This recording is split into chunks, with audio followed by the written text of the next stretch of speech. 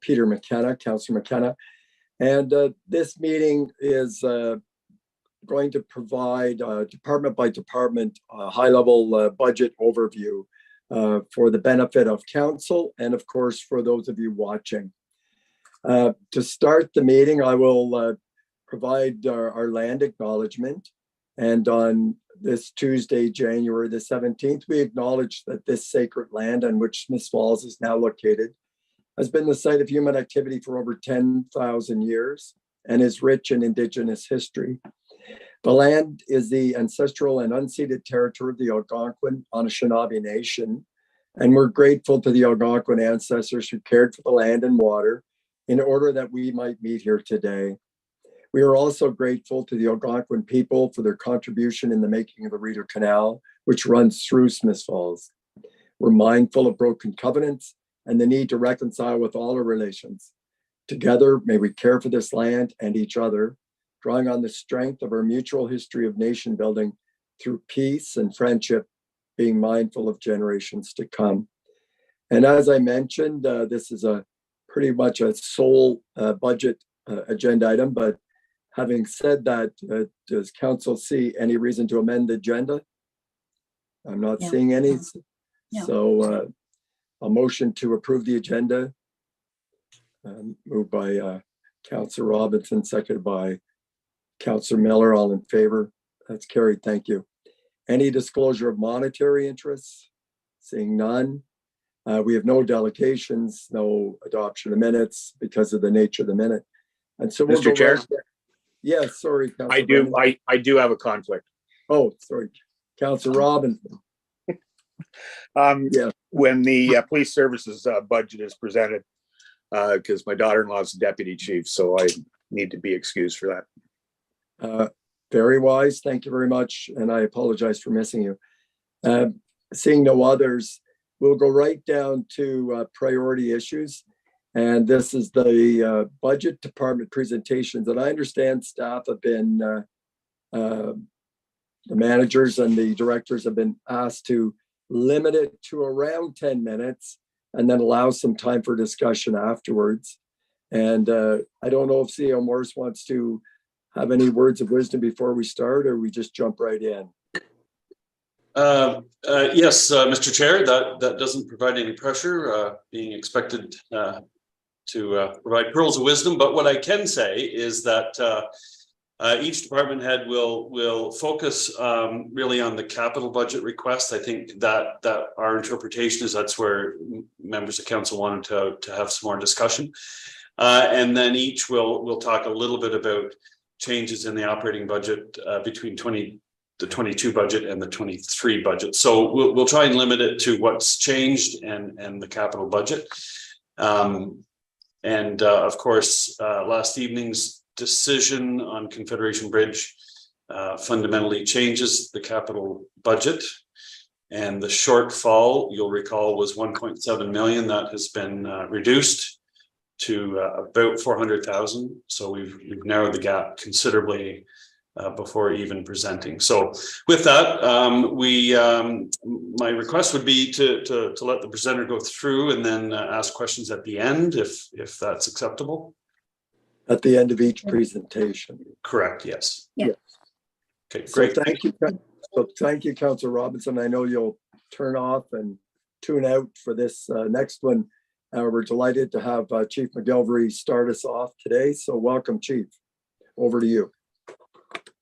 Thank you very much, Chair McKenna, and thank you all. Good afternoon. Just looking at the police budget for 2023. So the overview does to start with on the capital side. On the capital side, we have you see 3 items for our capital budget for 2023. One being a replacement of a police vehicle for the estimated price for a fully equipped police vehicle is $65,000. Those purchases, as you may be aware from past, are are as a result, those prices come from the provincial cooperative pricing for police vehicles. So it is a substantially reduced price for the purchase of the vehicle, and then it's equipped from there.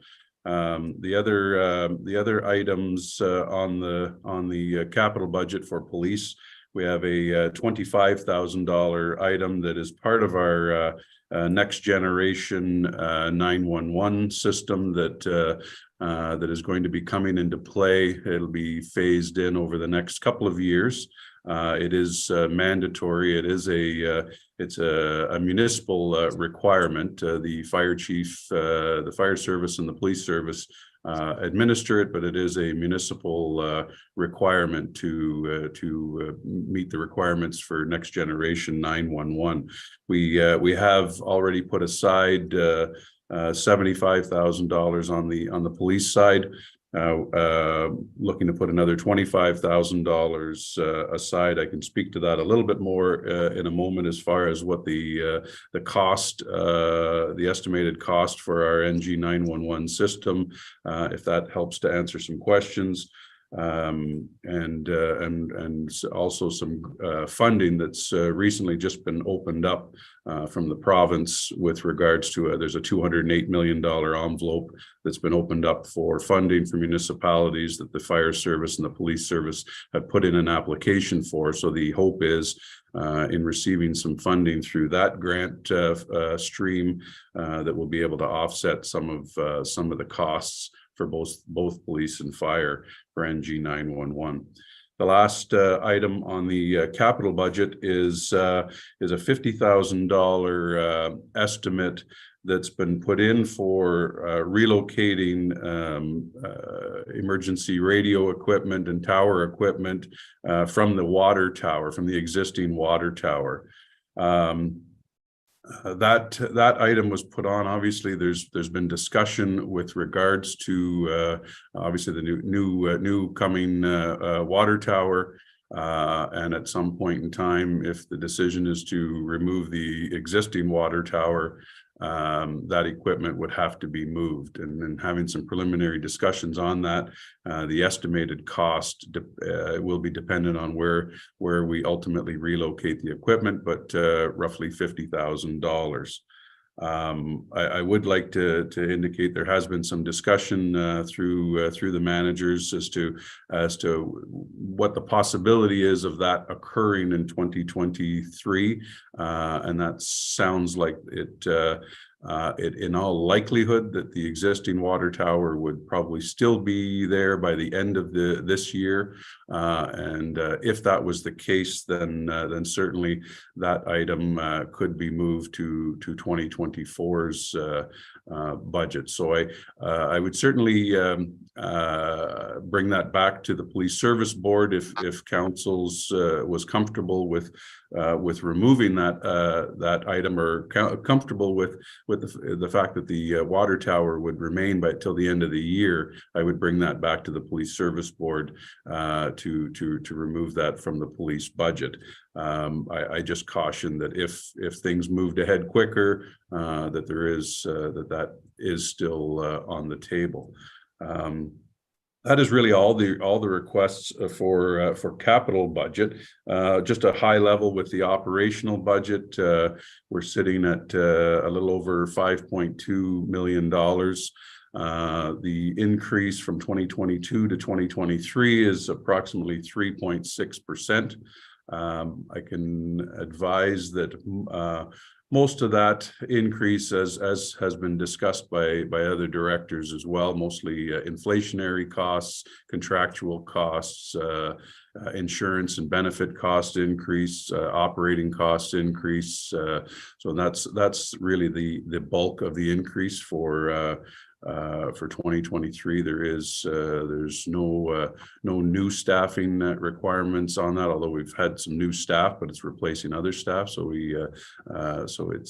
there's no new increases with regards to any major changes to budget. Really, the increases are just inflationary. So I would like to point out as well, we do have a number of grants that we've been fortunate to access over the last couple of years. And I'll just touch, we've received one grant that offsets some equipment for our police vehicles. We have a grant for automated license plate readers for our police cruisers that we just got approval on. We have one vehicle equipped with it. We got approval for $66,000 to that we'll be able to purchase three new automated license plate readers for three more of our frontline police vehicles. We have our communities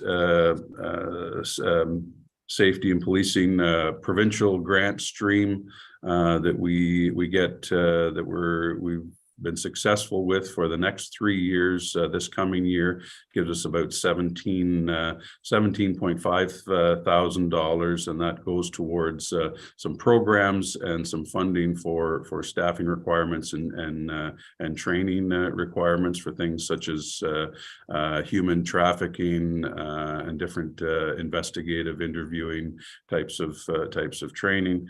We have our community safety and policing, our local stream, which offsets some of our community service, and that's a $62,000 grant.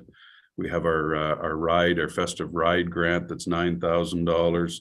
Our court security grant, which is $3,000, and our criminal intelligence grant, which is $8,000. So we do receive grant funding in the whole of about just over $165,000.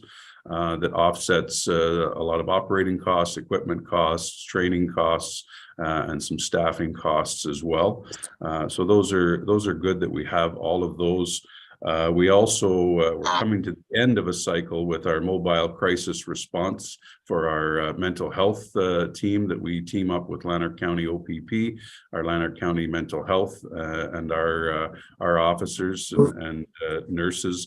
And that was $105,000 that comes to an end in 2023 or March of 2023. But we're hopeful that we'll either get some sustained funding that will continue on to maintain that program, or additional grant funding that we'll be able to apply for and keep that program going, as it's been an excellent part of assisting the service, but also assisting our community. So that's it from a grant standpoint. From our operational and our capital. Just going back to the NG 911, our NG 911 and our costs for the next 5 years for next generation 911 will probably be in the main setup and operating would be approximately the police side of it. The fire would be in the similar situation, but on the police side is about $150,000. The first year is a little bit more in the upfront cost year, and we do have some capital on top of that we would have to purchase some additional equipment. Total would be about $210,000 would be on the police side for buying equipment, setting up, and we're going to be going into right now the plan is to go into a hosted solution being hosted by Owen Sound that hosts a number of 911 solutions for fire and police around the province. So that's at a glance. That's really certainly open to questions regarding our grants, our NG 911, or our capital budget. Thank you very much for your time. Thank you, Chief. And you've set the bar high. That was 9 minutes and 30 seconds for your people. Anybody following is going to have to beat that one.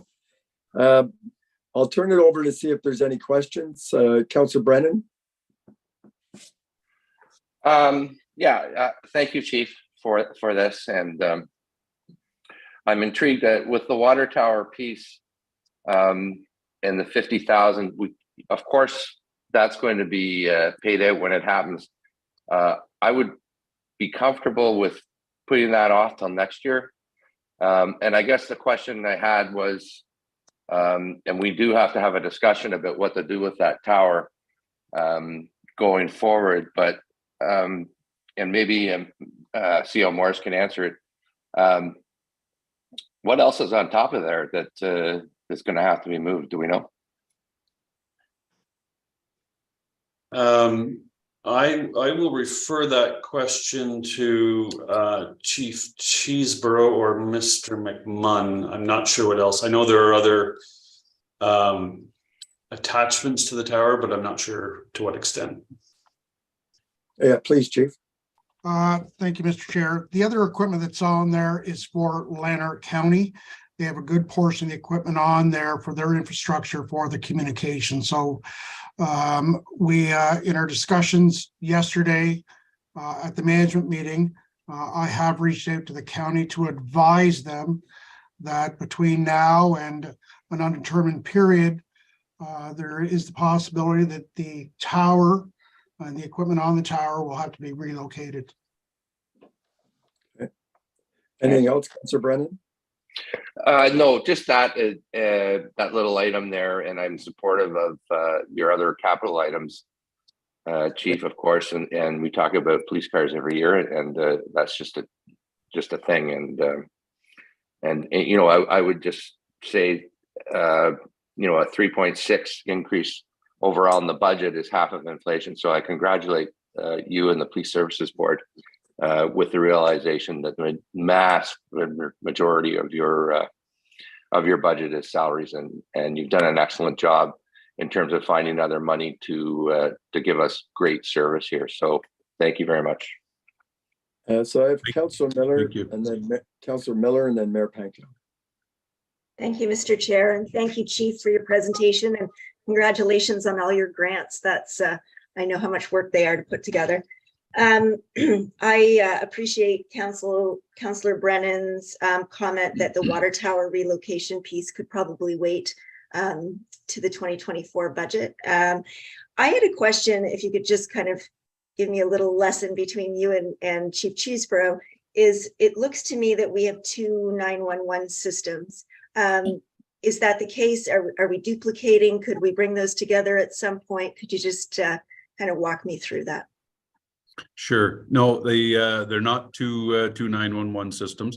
They are part of the same. The fire department has their equipment requirements. They're going to be part of. So it's really, we've just split the costs. So next generation 911 is I believe, and I've mentioned it in the past, it is a municipal requirement. We really don't have any choice. Across the country is going to next generation 911, and all municipalities have to sign on, if you will, and they have to meet the requirements.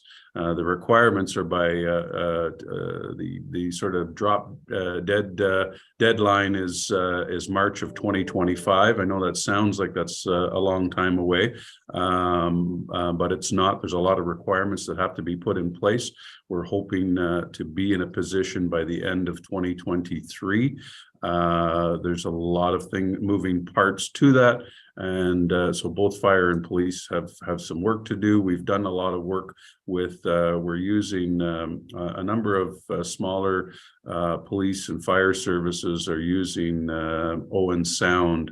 They've been in the business of doing work with other police and fire services, and they have the main infrastructure to host the NG 911 systems.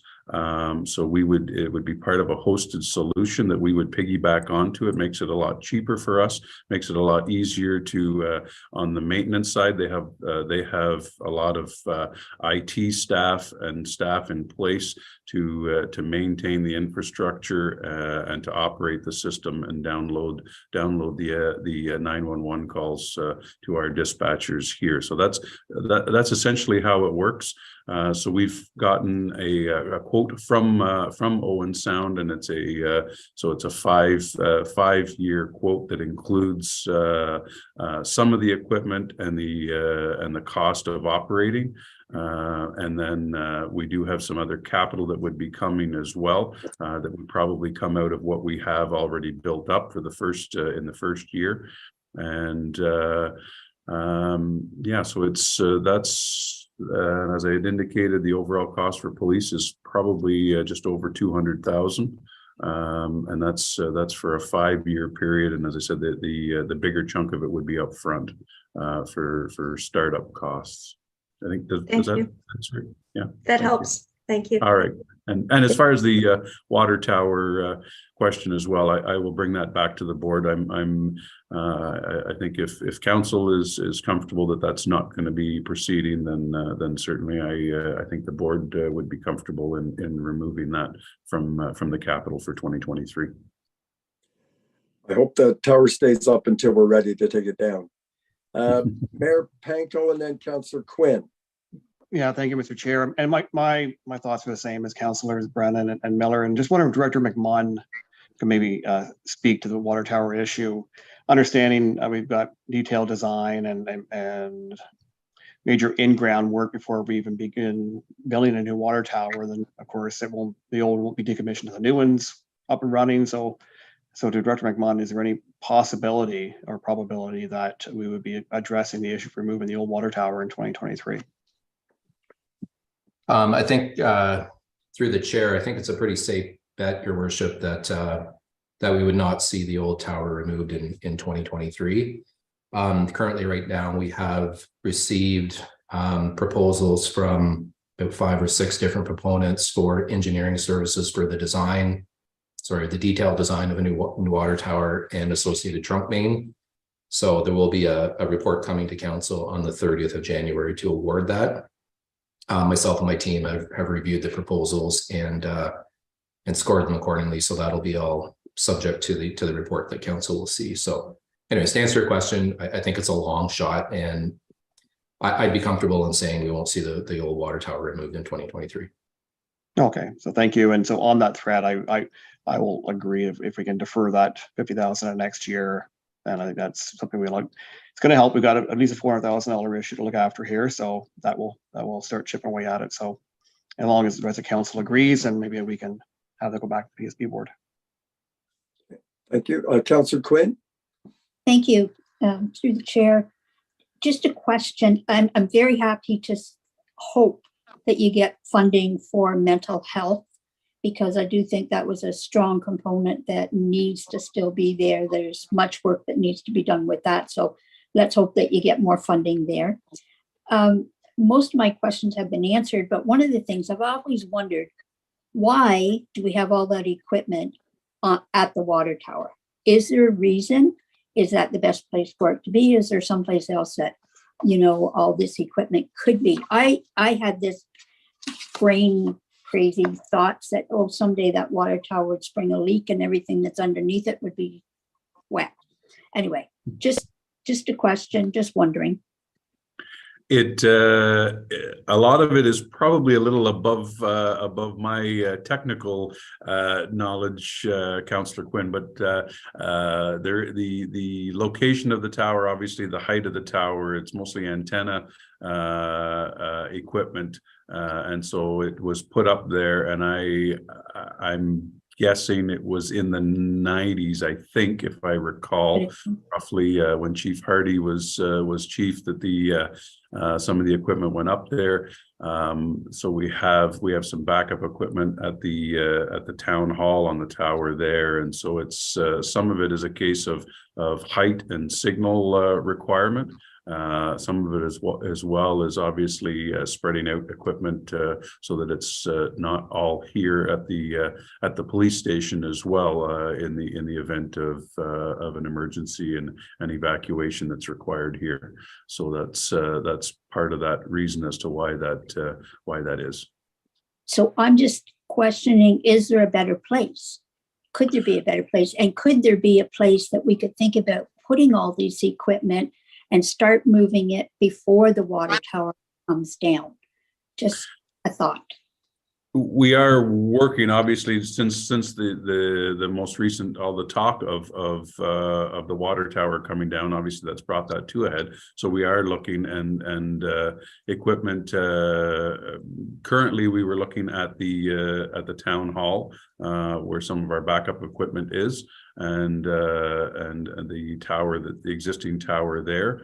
Otherwise, the other alternative would be to have to construct another tower, or we have looked at some other sites as well to see as far as signal reception, height, and those types of requirements. So that's still ongoing. So I don't have specifics on where it would go right now, but obviously it's come to a head with the discussions for the water tower that we are going to have to ultimately move it, and obviously there is going to be a cost involved, and we'll have to make sure that equipment gets moved safely, quickly, and put in a position that obviously it's going to work, and it's in a place that can stay for a long time. Thank you. Appreciate Okay. that. Thanks very much, Chief. We appreciate your time. We're moving Thank you on. very to- much. Sorry, thank you very much, Chair. I just wanted to mention as well, because I know Councillor Miller just talked about the grants as well, and I just wanted to take the opportunity as well to thank that there's a lot of work that does go on behind the scenes. We've got a great team here that jump right in when grant opportunities come up, and we've been very successful with those. And also to Councillor Quinn's comments as well, I'm quite hopeful that our mental health and our mobile crisis response team will continue on. That's been said to be a priority for provincial government as well. So I think it'll either be sustainable funding or further grants to come. So I'm quite comfortable with that program continuing for our community. And I thank you all very much for the opportunity tonight. Thank you, and you and your team stay safe. Thank you. Okay, over to Chief Cheeseborough. Thank you, Mr. Chair. Certainly, Chief McGilvery at 9 minutes and 31 seconds. I'm hoping to shave off approximately 4 minutes off of that. In our capital budget this year, we have 6 items, but I'm certainly pleased to say of those 6 items, 4 of those items are carryover items. The one largest component of that is the new radio system, where the RFP would be going out either late this afternoon or first thing tomorrow morning. We incorporated with that, with the new radio system, some of the components, as Chief McGilvery had indicated, the next generation 911 compatibility, so that we would be compliant with the new requirements. Also a carryover was the self-contained breathing apparatus. We've had our computer automated dispatch system. We put in an increase of $7,200. Hazmat equipment is a carryover. The ice water rescue equipment that is now expired, we put an increase of $9,000 in that, and an additional $5,000 in for various equipment with hoses and nozzles. So the total amount increase that's reflected in the budget reflects a $70,000 increase for the 4 of the 6 items. Of those 4 items, there's approximately $35,000 that is already being carried over. So we're coming in at a very responsible amount in the neighborhood of $30,000 to $40,000 increase for those items. On the operational side, we have gone from an operational budget of 1.24 million to an increase of 1.31, a $70,000, $71,000 increase. Some of the items highlighted in the operational budget as reflected, we've seen a significant increase in our insurance rates of approximately $4,000. We've seen our legal consulting fees, we've increased those by 6. And probably the single largest contributing factor is the mandated legislation for all fire service personnel under the new training criteria to be fully certified by 2024. So there's an increase of $13,000 to cover the various training. Additional costs that have been slightly increased are wages through the collective agreements. But there has been a savings. We have listed on under fire for a part-time dispatcher. Unfortunately, we have not been successful in securing an individual with qualifications to provide that part-time service. We're hoping with the OPP relocating its communication site that there might be a member or 2 members looking for some part-time dispatching services. But to date, we've been unable to pick up on that. So our overall budget, and speaking with our interim treasurer, he had indicated, and I don't want to take words out of his mouth, that if I spoke for longer than 2 minutes, It'd be a minute too long with the budget. We're pretty well status quo, with the exception of some minor increases in our operating and a slight increase in our capital budget. I'm not going to go detailed into the next generation 911. I think the chief has adequately covered that. What I can say is we've put in a substantial amount into our application for the next generation 911 and all the various components, as well as training, maintenance, additional equipment that is required and is mandated to have this in place. And I think that's all I need to say on that, Mr. Chair. Thank you very much, Chief. And all I'll say is that you did come in under the previous chief. Questions or comments? It's a pretty well done budget, and it seems like we're going to keep moving then, Chief. Thank you.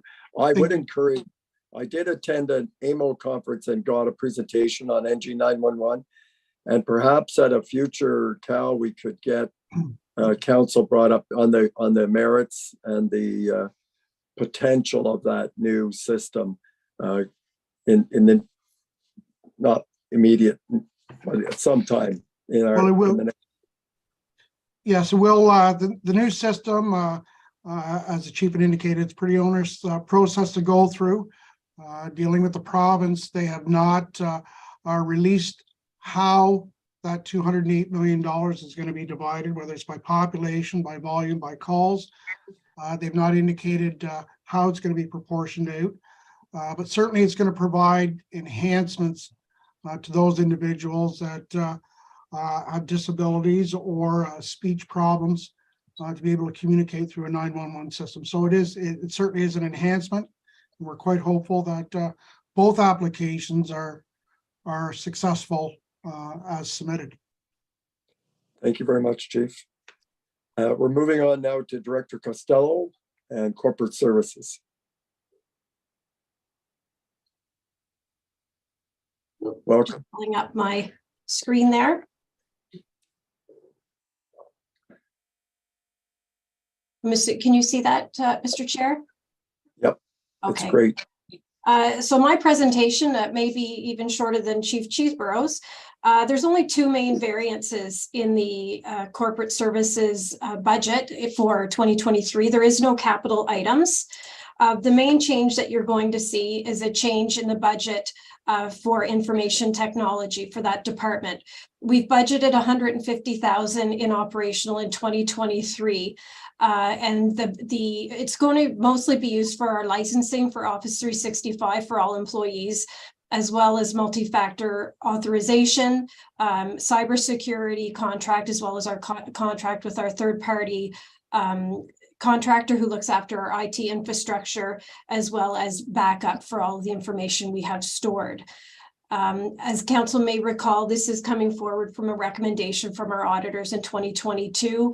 So we're looking at increasing our security, doing assessments on security, as well as we've updated our password requirements and looking to implement a cyber incident plan. I think we all agree that our infrastructure is in need of an update. That's what we're preparing to do for 2023. Not only does it streamline all of our processes that we currently have in place, but it's become imperative for the operation of the town. So that's the one main update in information technology. And the second update is an update for professional fees in corporate services. We're looking at budgeting for $40,000 to do a wage analysis, a wage and pay equity review. So currently our pay equity system might not be the proper terminology these days, but it is in desperate need of a review. It hasn't been updated in my time with the town. So just looking at that process, that's the process we use when we have a new position or current position and we have to assess the wage and duties. So we're looking at having an assessment done to ensure that employees are being paid fairly, fair market value, as well as the system in place for paying future employees. So that has been allocated under professional fees. And we've also put the treasurer Koziel put in 2.5 of the total salary as well to accommodate any wage adjustments that may come out of that review. So that is the main variances in corporate services budget for 2023. Thank you for your brevity. Councillor Miller? Thank you, Director Costello, and I'm really happy to see the investment in IT.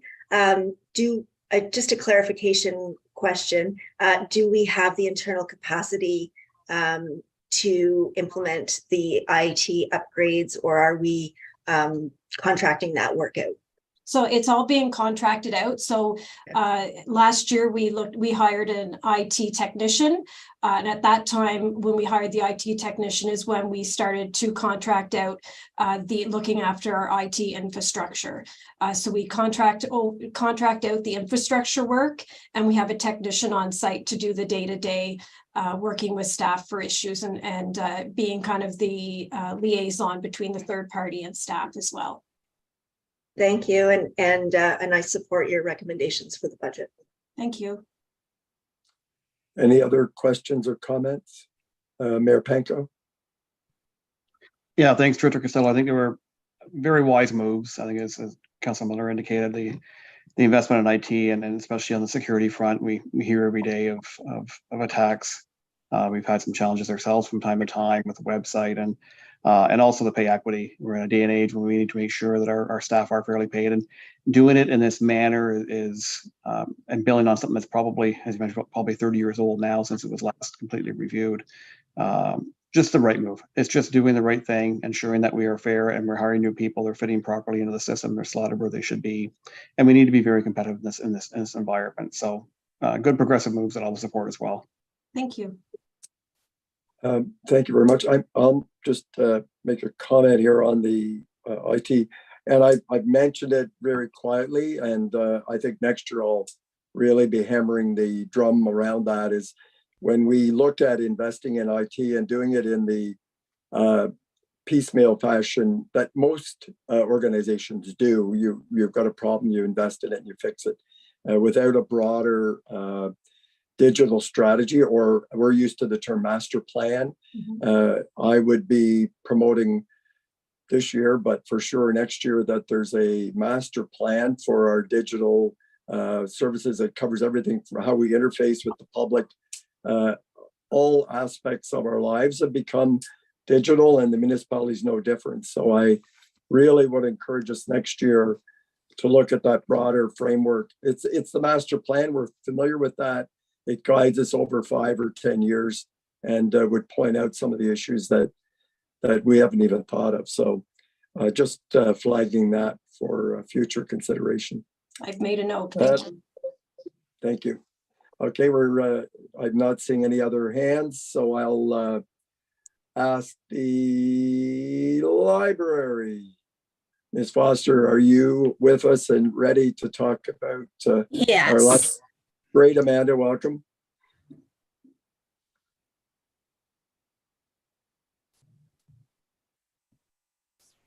Yeah.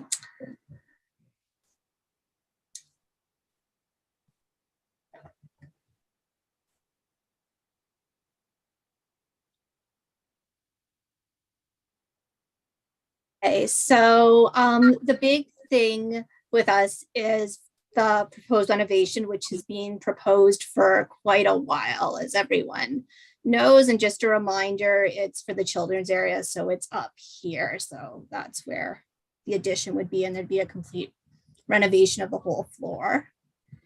And then this is a picture of the inside.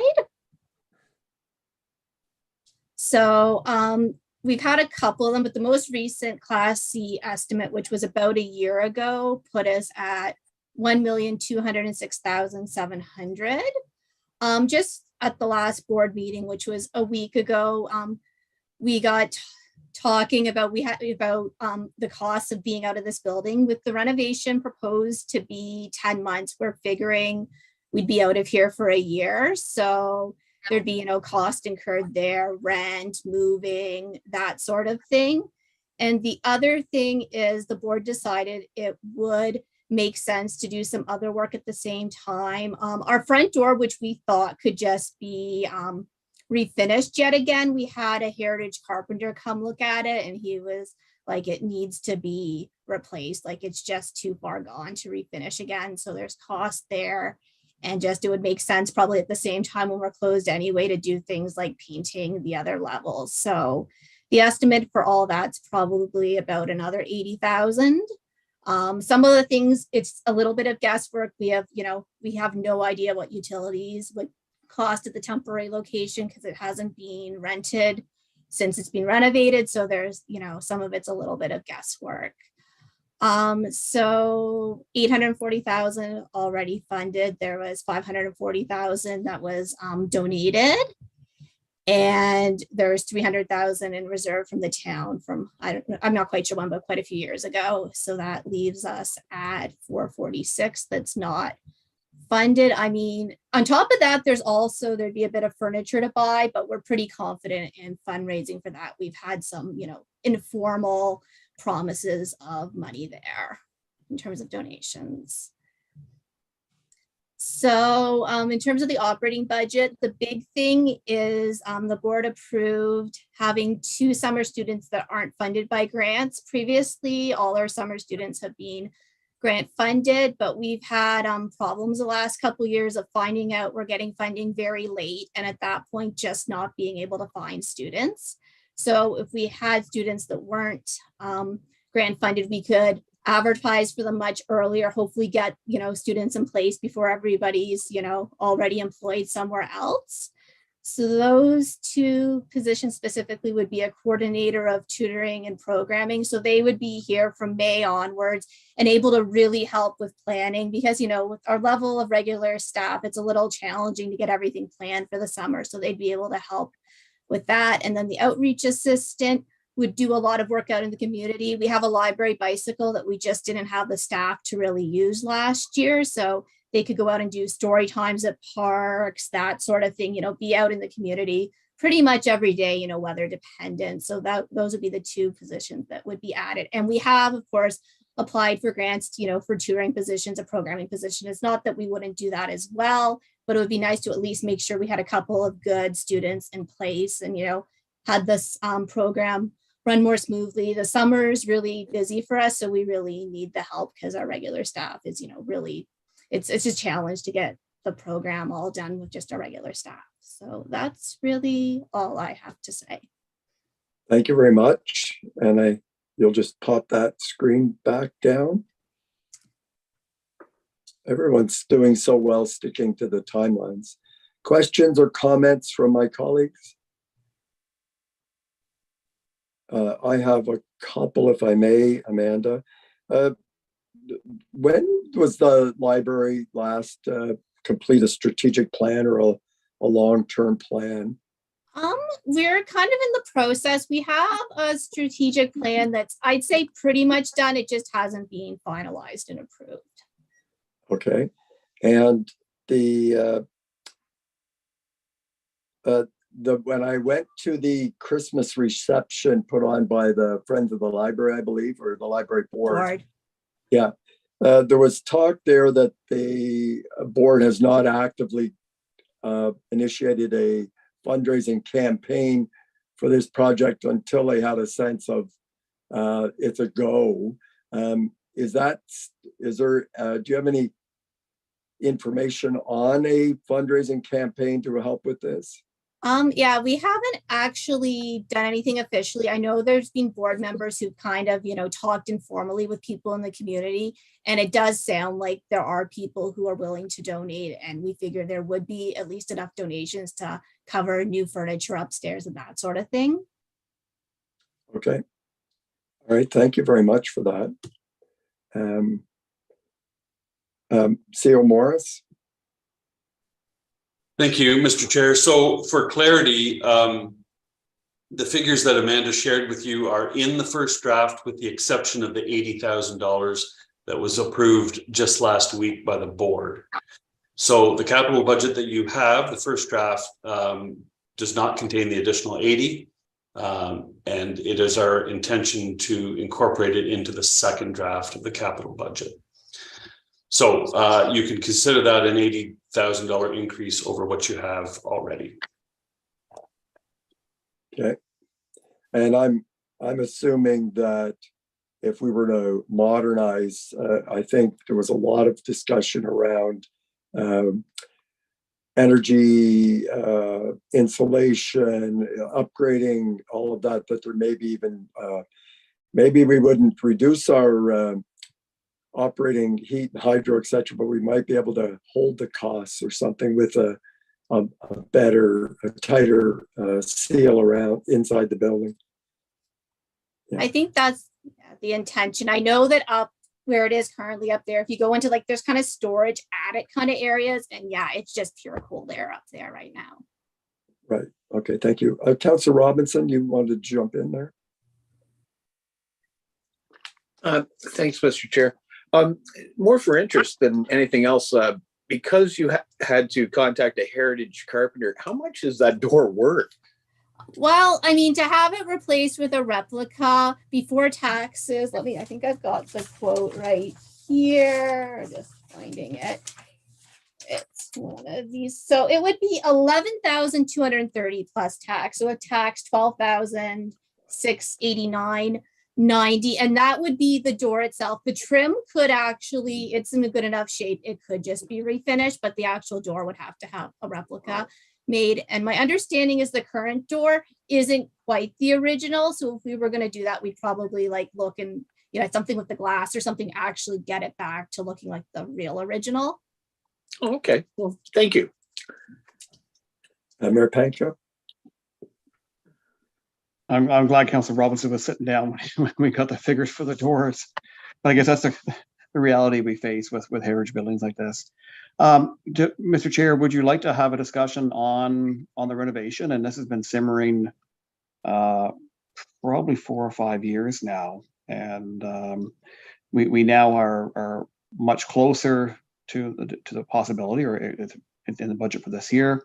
We've got, I'm grateful to the donors who have supported this initiative, the people who highly value our library. And it's a fairly significant capital item, but I recognize the reality of how badly this is needed.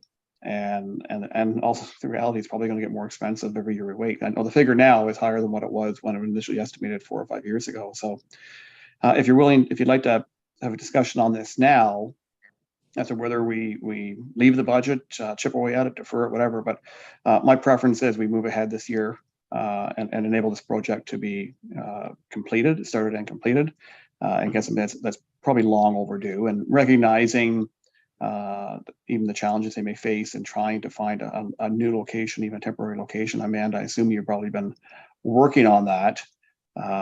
We do have one we can have, but a lot of it depends on timing. If this goes on past the spring, I don't know if that's still a possibility. And that's part of my fear is as we continue to see our economy improve and more property get utilized, there's less probability of finding a suitable place that would work for the library to relocate to. So I would like to see us move ahead this year, and leave it with you, Mr. Chair. Well, I take my direction from the group here. And I know that Councillor McGuire, it's unfortunately can't be here. He has some very strong feelings around the library. But I agree. It's been on the budget each year for the last number of years. And certainly the library and their supporters have been very patient, waiting for the right time and place. I concur that it is this year. I would like to see it move ahead, but I don't know what the rest of my colleagues are. If you want to wait till you see at the end of all the presentations and then come back to that, or what would you like to do, Councillor Miller? Thank you, Mr. Chair, and thanks, Amanda. I support moving ahead with the renovation. I had a tour of the library, as many of us did in the fall. And I am the counselor assigned to the library board. So I have participated in one conversation so far. I think the need is quite evident, and we've put it off probably either long enough or a little too long. So while I agree with you, Mr. Chair, that some planning maybe needs to be done for the long haul for the library, I think the renovation should happen this year. And Councillor Robinson and Councillor Brennan. Thank you. If we move forward with the renovation, is this just going to be a quick fix, or is this going to be something that is going to serve the long-term needs of the community? Like with the renovation? I think Amanda? that's probably a matter of opinion. It solves some problems, but I mean, we're still dealing with a building from 1903, which doesn't really accommodate a lot of, current things. Like the current trends are to have a lot more space, a lot of like tons of meeting rooms, tons of open meeting spaces. Like the building you're not adding that much square footage. So that's, there's a lot of libraries that make do with less space. So, I mean, it would be a big improvement, but I mean, I certainly wouldn't be ideal and say, oh yeah, we're set for the next 50 years. Personally, I don't think so, but again, it's probably debatable. Does that answer the question? Yeah, you did. Thank you. And any thoughts, Councillor Robinson, on where you want to mull it over? Just let me mull it over a little bit. Right, thank you. Councillor Brennan? Yeah, thank you. And I grew up in the library. And I've been in there. We had a tour and that.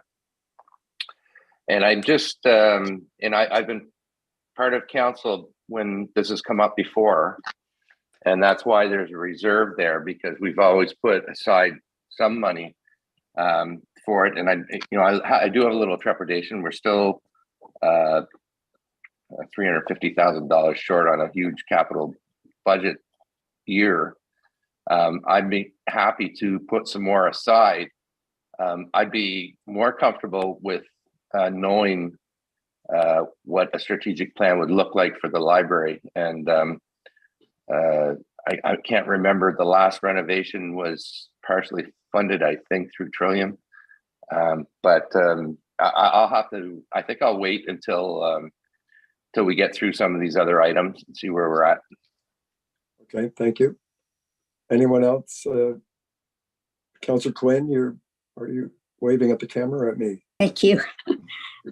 I think I understand that there is a need to look at the library. I certainly do, but let's make sure that we're making the right decision and we're not just throwing money into something that is never going to get to be what we really want it to be. We all know that renovations are very, very expensive. To actually see where we're going would be very helpful.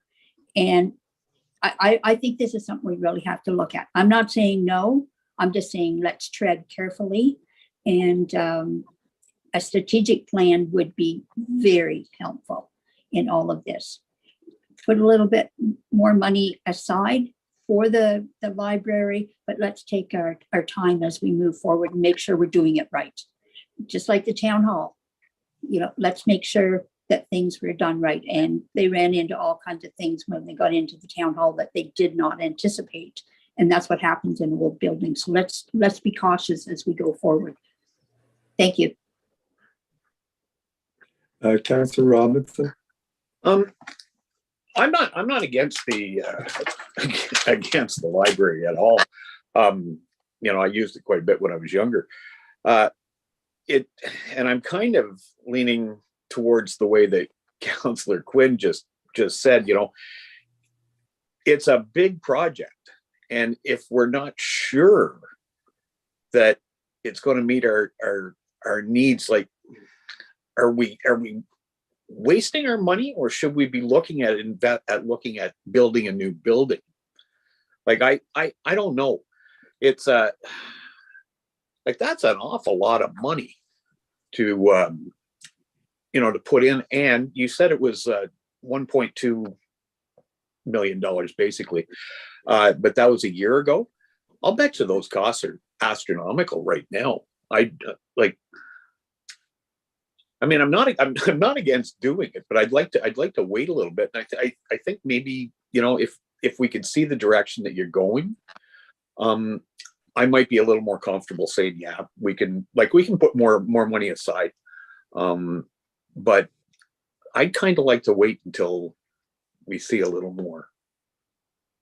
It's, I think the request is 446,000. They've been able to, through the reserves and donations, it looks like they cover off the rest. So the total is that, but that's the ask for this year, I think. Councillor Quinn, you're coming back at it again? Just, and Councillor Robinson said this, and you know what? Maybe that's what we should be looking at. Maybe we really do need a new building. So hopping into this too fast, we could be making the wrong decision. I'd like to make sure that we're making the right decision. Thank you. Mayor Pankow. Yeah, it seems we're sort of caught on this for the moment, and we don't need to make a decision on it right now. But again, while a strat plan, which could be completed next year or the year after, would tell us and guide us towards sort of the longer term needs, we still have an old building that needs significant renovations. And in this situation, we are talking about $460,000, probably somewhere in that area, $440,000 to look after that. And should a new library be needed at some point in time in the future, whether it's 5 years from now or 10 or longer, a new library today is probably a $10 million plus investment. And we're looking here at less than 5% of that cost to bring our library up to date to meet the needs of our community, at least for the foreseeable future. But we're sort of hung up on this right now, so we can always defer this until we come back at a later date. Yeah, that's fine. I'm hearing a lot of support for the library and wanting to do the right thing. And there's different opinions on the timing of it. Yes, Councillor Robinson. Thanks. Like, even if we could revisit it at the second draft of budget, just give me some time to wrap my head around it.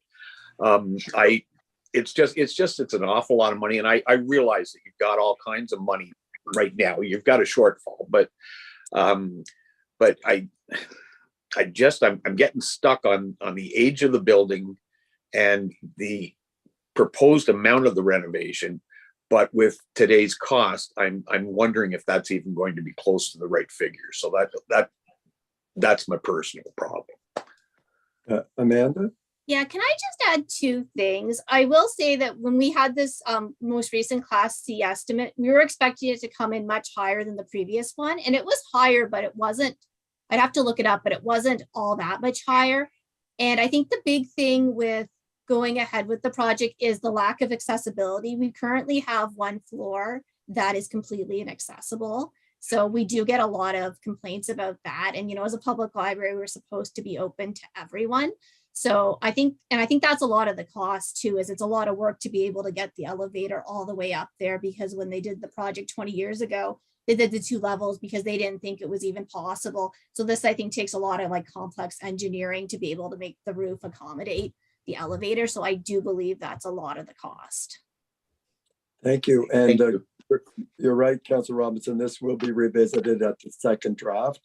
And just to remind us that this is not a new, and no one is rushing this. This has been years of planning in the making and that we've looked at each year. So it's not, this just hasn't popped up this year. This has been a long-term project. So thank you so much, Amanda. And we look forward to revisiting this in that second draft. Okay, thank you, everyone. Thank you. Ms. Crowder, you're ready to rock and roll with us on economic development tourism. Thank you. Through you, Mr. Chair. I'm just going to share my screen. I have a quick presentation to go along.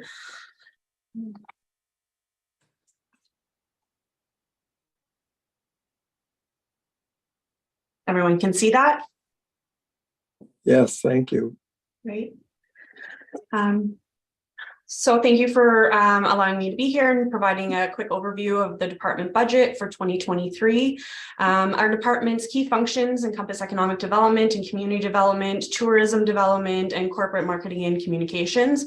Our goal is to enhance the town from a creative economy and lifestyle perspective, which will ultimately support economic vitality and sustainability through enhanced quality of life. There are a number of strategic objectives highlighted in the town strategic plan, and many of those objectives tie into this department. One of the key roles is to support, encourage, and advise local businesses while working to attract new ones. Ongoing programs and services we deliver include business retention and expansion, business investment and attraction, downtown development and revitalization, investment readiness, and business incubation and development. While economic development looks at the wealth of our community, community development seeks to enhance the well-being of our community. And our department is also responsible for creating and executing and supporting community events and programs, celebrating our history and our current successes, developing placemaking initiatives to reimagine, re-event, and create public new spaces for residents and visitors. And we are working to develop and strengthen our workforce and employment opportunities. So I just wanted to give a quick overview of what our department is planning on working on. So some of our departmental projects and initiatives. Many of these are ongoing annual service programs that are administered by staff, and some of the new projects and initiatives have been previously identified as town priorities, incorporated into some existing plans like our cultural plan, economic development, and tourism plan. Our department's budget for 2023 is largely status quo. We were able to find some of the cost savings and reductions to offset increases in other service areas.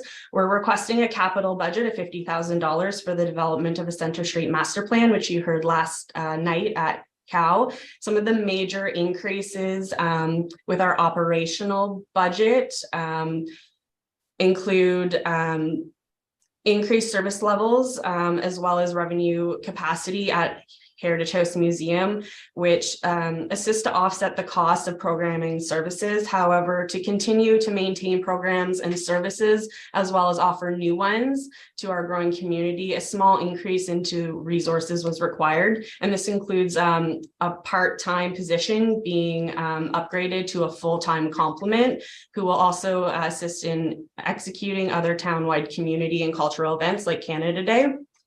Under the ECDED services increase, most of these, 95% of these, is a result of internal service delivery shifts and streamlining efforts by staff. Most of the increases are operational resources being transferred from other departments into the economic development budget line. So things like the website, the town page, special events is another one. That's a quick overview. I'm happy to answer any questions. Well, there's a new record there. It's about 3 minutes. Thank you. Can you just take that off your screen, please? Sure can. Thank you. Questions, comments from my colleagues? While you're thinking of them, I had one, Julia, on that roughly 100,000 in increase in operating. A lot of that was going to Heritage House, etc. Do you have a sense of what the return on that? What do we get for? Because my experience is a lot of people, everyone loves that museum, and we want them coming back. They visited a couple of times. Maybe they haven't been there in a few years. What will that investment do what is that return on that investment? Do you have some high level things that you're thinking we could see in that? Well, in terms of the HM programs and services, we're looking at stabilizing what we're currently doing, as well as providing new programs to keep residents and visitors coming back to the museum. So Heritage House staff have done an amazing job over the last 5 years in developing their programs and services, and we want to be able to continue to maintain that. So that extra cost in just stabilizing those programs and services is $11,000, and then we have about 23,000, which is the cost to take a part-time position into a full-time position. That position will also help with, again, creating and maintaining and developing and executing other programs and services within the broader community. So events, cultural events, tourism events, those types of things.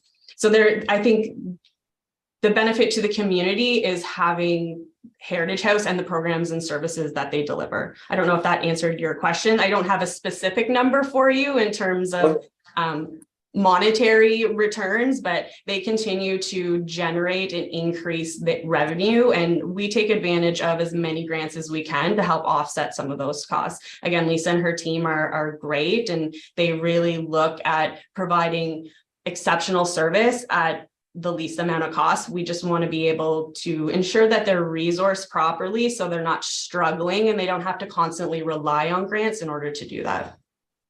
Well, that's great. CO Morris. Thank you, Mr. Chair. Just to augment what Ms. Crowder is saying, it's really, I think the resourcing is what's important here. And you mentioned, how do you get people to come back another time? Well, you have to mix up the offerings and curate something different, and that's what the staff have been able to do. And I would draw on the paranormal activity events that sell out within minutes, the ghost walk, all those different events, and I've attended many of them myself, and it's always something different. And I think that's really, the value proposition we're making, is that when you come back to Heritage House, you're going to see something different and new and innovative and interactive.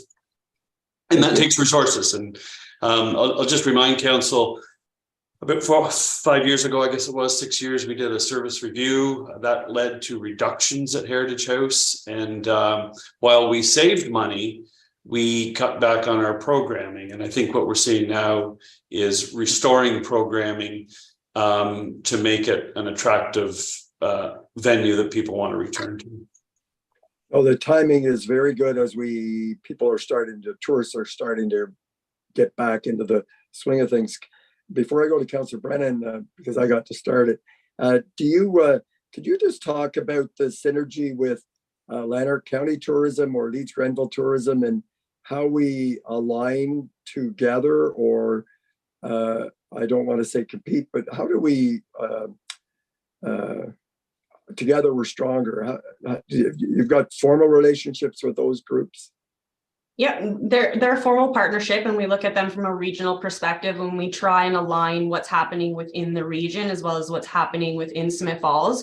They're also a great partner for funding, not only Lanark County Tourism, but also Odo as well, which is our RTO 11, who we're aligned with. So we work with them in order to promote what's happening in Smith Falls, and we work with them again to align what else is happening in terms of tourism trends, so we can help bring in visitors from the region to Smith Falls as well. Thank you. Councillor Brennan? Yeah, just to augment what CO Morris mentioned, I've been involved with the Heritage House since my time on council. And there was a time during the service review where it was a struggle, and they did cut back on programming, and they were, basically, it got to be the point where their programming was just like March break days and that sort of thing when kids were off school. So it was very kid oriented, which was good. But now you mentioned the paranormal night. They had a fall fun fair with artisans, and then they had stuff for the kids. And that was the day after we opened Beckwith Street, and there was 800 people there. So I think that they've done really, really good work with actually limited resources, and I think they spent a lot of their own time working on it. So I'm happy to support giving them some surety that we're supporting them.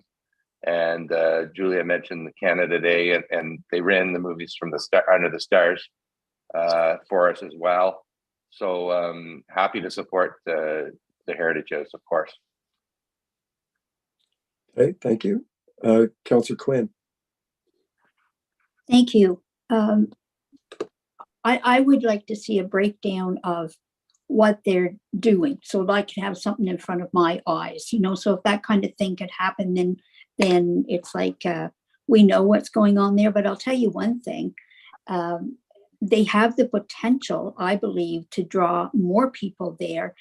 When we were doing our orientation day with council, we had pizza cooked in the oven down there. How unique. that is something like, where can you go and get a pizza cooked in a stone oven like that? It's there, it's ready to happen. And so I'd like to see more of that type of thing happening. And the other thing is, one of the things that I feel very strong about, and I sit on the board of the Railway Museum. I don't believe the town is tapping into the number of people that come to the Railway Museum to keep them in town to go other places. So maybe there's something else that we could be doing, you know, to make it stronger, make it more positive, make it more known, because it is kind of tucked away a little bit in our town. So people need to know that it's there. I think there's great potential. I really do. I'd like to see it go further. Thank you. Ms. Crowder? Through you, Mr. Chair, just to Councillor Quinn's question, we actually do and are looking at finalizing that breakdown of all the events that happened at Heritage House this year, which gives an overview of the costs as well as the revenue generated. So that's something that we can definitely provide to council if they need it. And I think if I understand the connections between the Railway Museum and the Heritage Museum have never been stronger, and again, synergies there are terrific, and of course they can always be better. Okay, thank you very much. I'm not seeing any more hands. So we're going to move on to Director McMunn and Public Works. Thank you, Mr. Chair. I won't promise that I'll be quicker than everybody else on my slideshows here, but I tried to keep it as minimal as I could. So with that, I'll get right into it. So I'll just share my screen.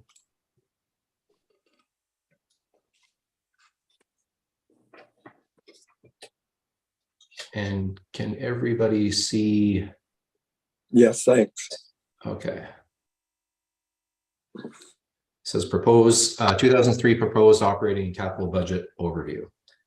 Okay, so like we're all doing here today, just trying to keep it as high level as possible. So I tried not to get into the weeds a whole lot on this. So, so I'll be presenting my public works side of the budget. I do have a couple of elements that are utilities oriented, and then Jason Barlow, if it satisfies the chair, he can follow up after me with the utility sides of things.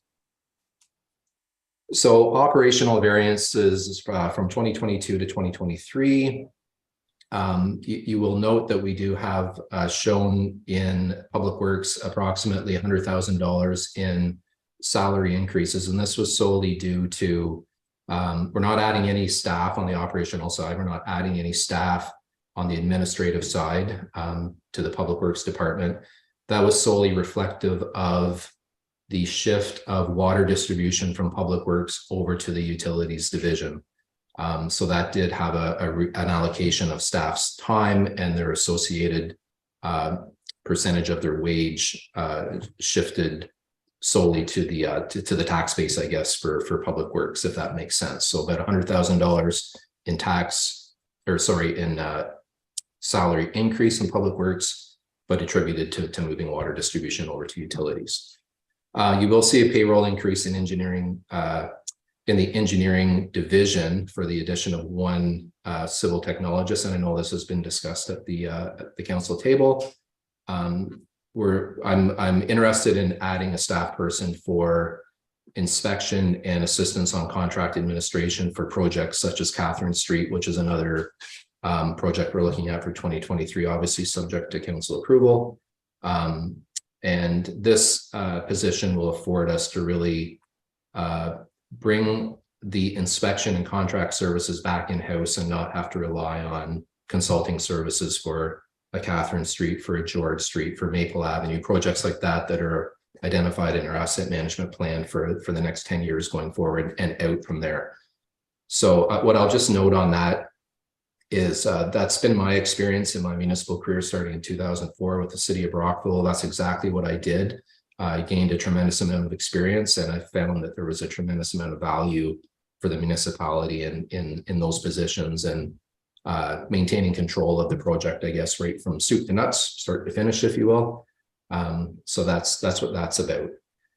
You'll see there's on the vehicle side of things, obviously, you know, we signed a partnership with Enterprise their fleet side of things recently, and we're trying to get away from investing capital dollars into the procurement of pickup trucks, and we're looking at a model to lease those vehicles. So that's what those payments you'll see reflected in the operating budget. I will note that when we first started the arrangement with Enterprise, just based on the landscape with procuring vehicles, it was a slow start. You know, it was hard not to be cynical with the whole program, just and not that it was any fault of Enterprise, but we saw things kind of moving at a snail's pace, but that was just respective of the landscape for vehicles being built at the time. And I'm happy to say that with some of the you know, with things improving, I guess, with COVID and things getting back to some type of normalcy, whatever that looks like, we're starting to see vehicles come down the pipeline. We were just notified the other day that our 2 Ford E350s, so our electric Ford E350 transit cargo vans have been slated for production. So that's great news. We expect to see them hopefully sometime April, May. Increases for operational assessments. So you'll see some increases in there that perhaps you hadn't seen before for things such as sidewalk condition assessments, sign reflectivity, annual checks. These are minimum maintenance standard provisions that I think we've made an attempt, at least for the sidewalk condition historically, to do that with in-house services, i.e., you know, students and the like for doing that. But I think there's experts out there that do that work from a consulting side of thing or a contractor side.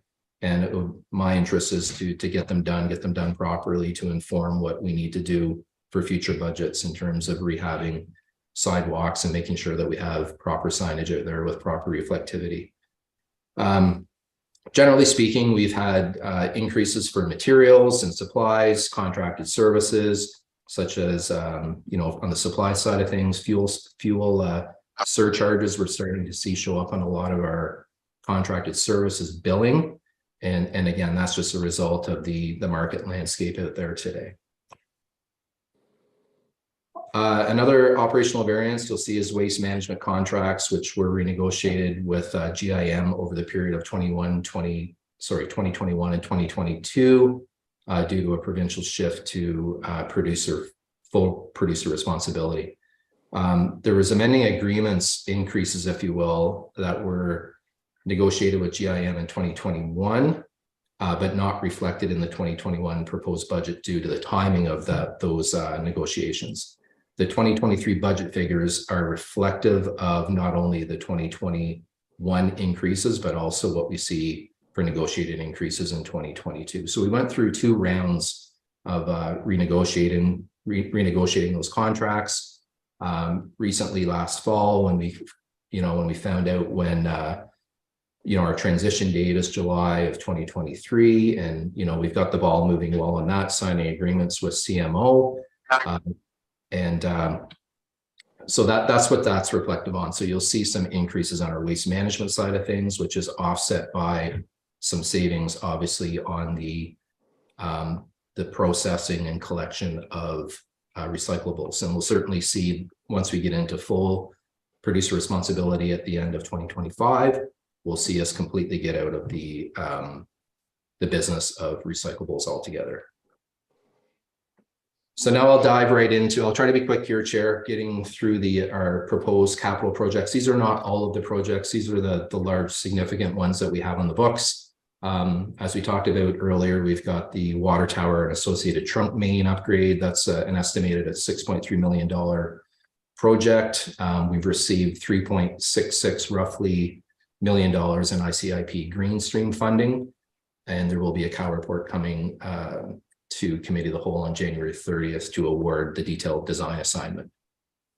Catherine Street reconstruction, this is another one that has been noted in our asset management planning. That is a full reconstruction, i.e. water, sewer, sanitary sewer, if you will, storm, road, and associated services to property line for residences. So that project is encompassing Broadview Avenue East all the way to Oak Street. So as per the 2022 water treatment plan and wastewater control plan, financial plan, as well as the updated 2022 asset management plan for core linear assets. So Catherine Street is reflected in both of those kind of planning documents, if you will. So that's why we're seeing it come forward this year. You know, that the next kick of the cat, if you will, that we'll have for reconstruction will be George Street. We've already got that project designed, sitting there shovel ready. If there's, you know, grant opportunities that come down the pipe for, you know, if George Street meets the grant criteria, then we'll obviously apply, but those grants are pending and we're not aware of any at the current time.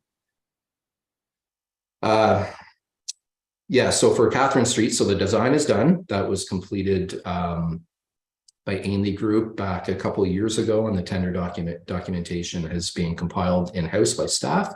And we're just putting those final documents together, and we'll be tendering that upon council approval for that capital project. Marguerite storm sewers and Allen and Ross sidewalks. So this is proposed to address a rural cross section that we have over on Marguerite Street, open ditches, if you will, between Allen Street and Wood Avenue. So if we recall, last year, Rob Campbell, through his development, he upgraded Wood Avenue. It was a very similar cross section, identical, if you will, and to what we see on Marguerite, but Marguerite was left. So there's been, I've received kind of some strong lobbying in my office from residents over on that general area, lobbying for that to be dealt with and for it to be reconstructed similar to what Wood Avenue was. So one of the issues over there, and it's been identified in our active transportation plan, is that we don't have any continuity of sidewalk from Brockville Street to Wood Avenue on Marguerite Street. So we've kind of thrown that in there. It only makes sense if we're going to do the storm sewer work, then we should do associated sidewalks on that street as well. And then at least we'll have something that's accessible. While we were looking at it just based on proximity and trying to benefit from some economies of scale, we were looking at Allen Street. You know, it's obviously adjacent to Marguerite. Same thing there, albeit we don't have open ditches, we don't have a rural cross section, but we don't have any sidewalks either. So we felt that there was some economies of scale to, so we went ahead and surveyed, done a topographic survey out there, working on a design to incorporate sidewalks. So that could be included, and in our costing, it is included in the Marguerite pricing currently. Moving along, collection system lining. So we might wonder what is that? So that's structural relining of our existing sanitary sewers in this particular case. There's structural relining that can be done on water main, storm sewers, you name it. Any pipe can be structurally relined, but we have some concerns with a few of our sanitary sewers around town. I won't go through them all verbatim here, but they're Market Street, Russell Street, Chambers Street, and then our trunk sewer, which runs from Old Mill Road to Beckwith Street and goes underneath a property on Beckwith Street. So we've got some concerns there. We've done some recent camera inspecting on Chambers Street, a result of Samir's development on Chambers, and the pipes in quite poor repair. We're going to be replacing a short section of it this coming spring for them to be able to do their sewer tie-in. And the next step in that would be to reline that sewer. It'll buy us a little bit of time, at least there on Chambers Street. Old Mill manhole. So right now we have an existing 143 meter length of a sanitary sewer. That's a 4 foot by 3 foot sewer.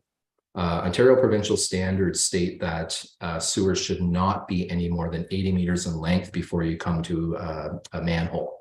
So 143 meters is a long length. We have some concerns from an engineering perspective for maintenance. Should we ever run into any issues there?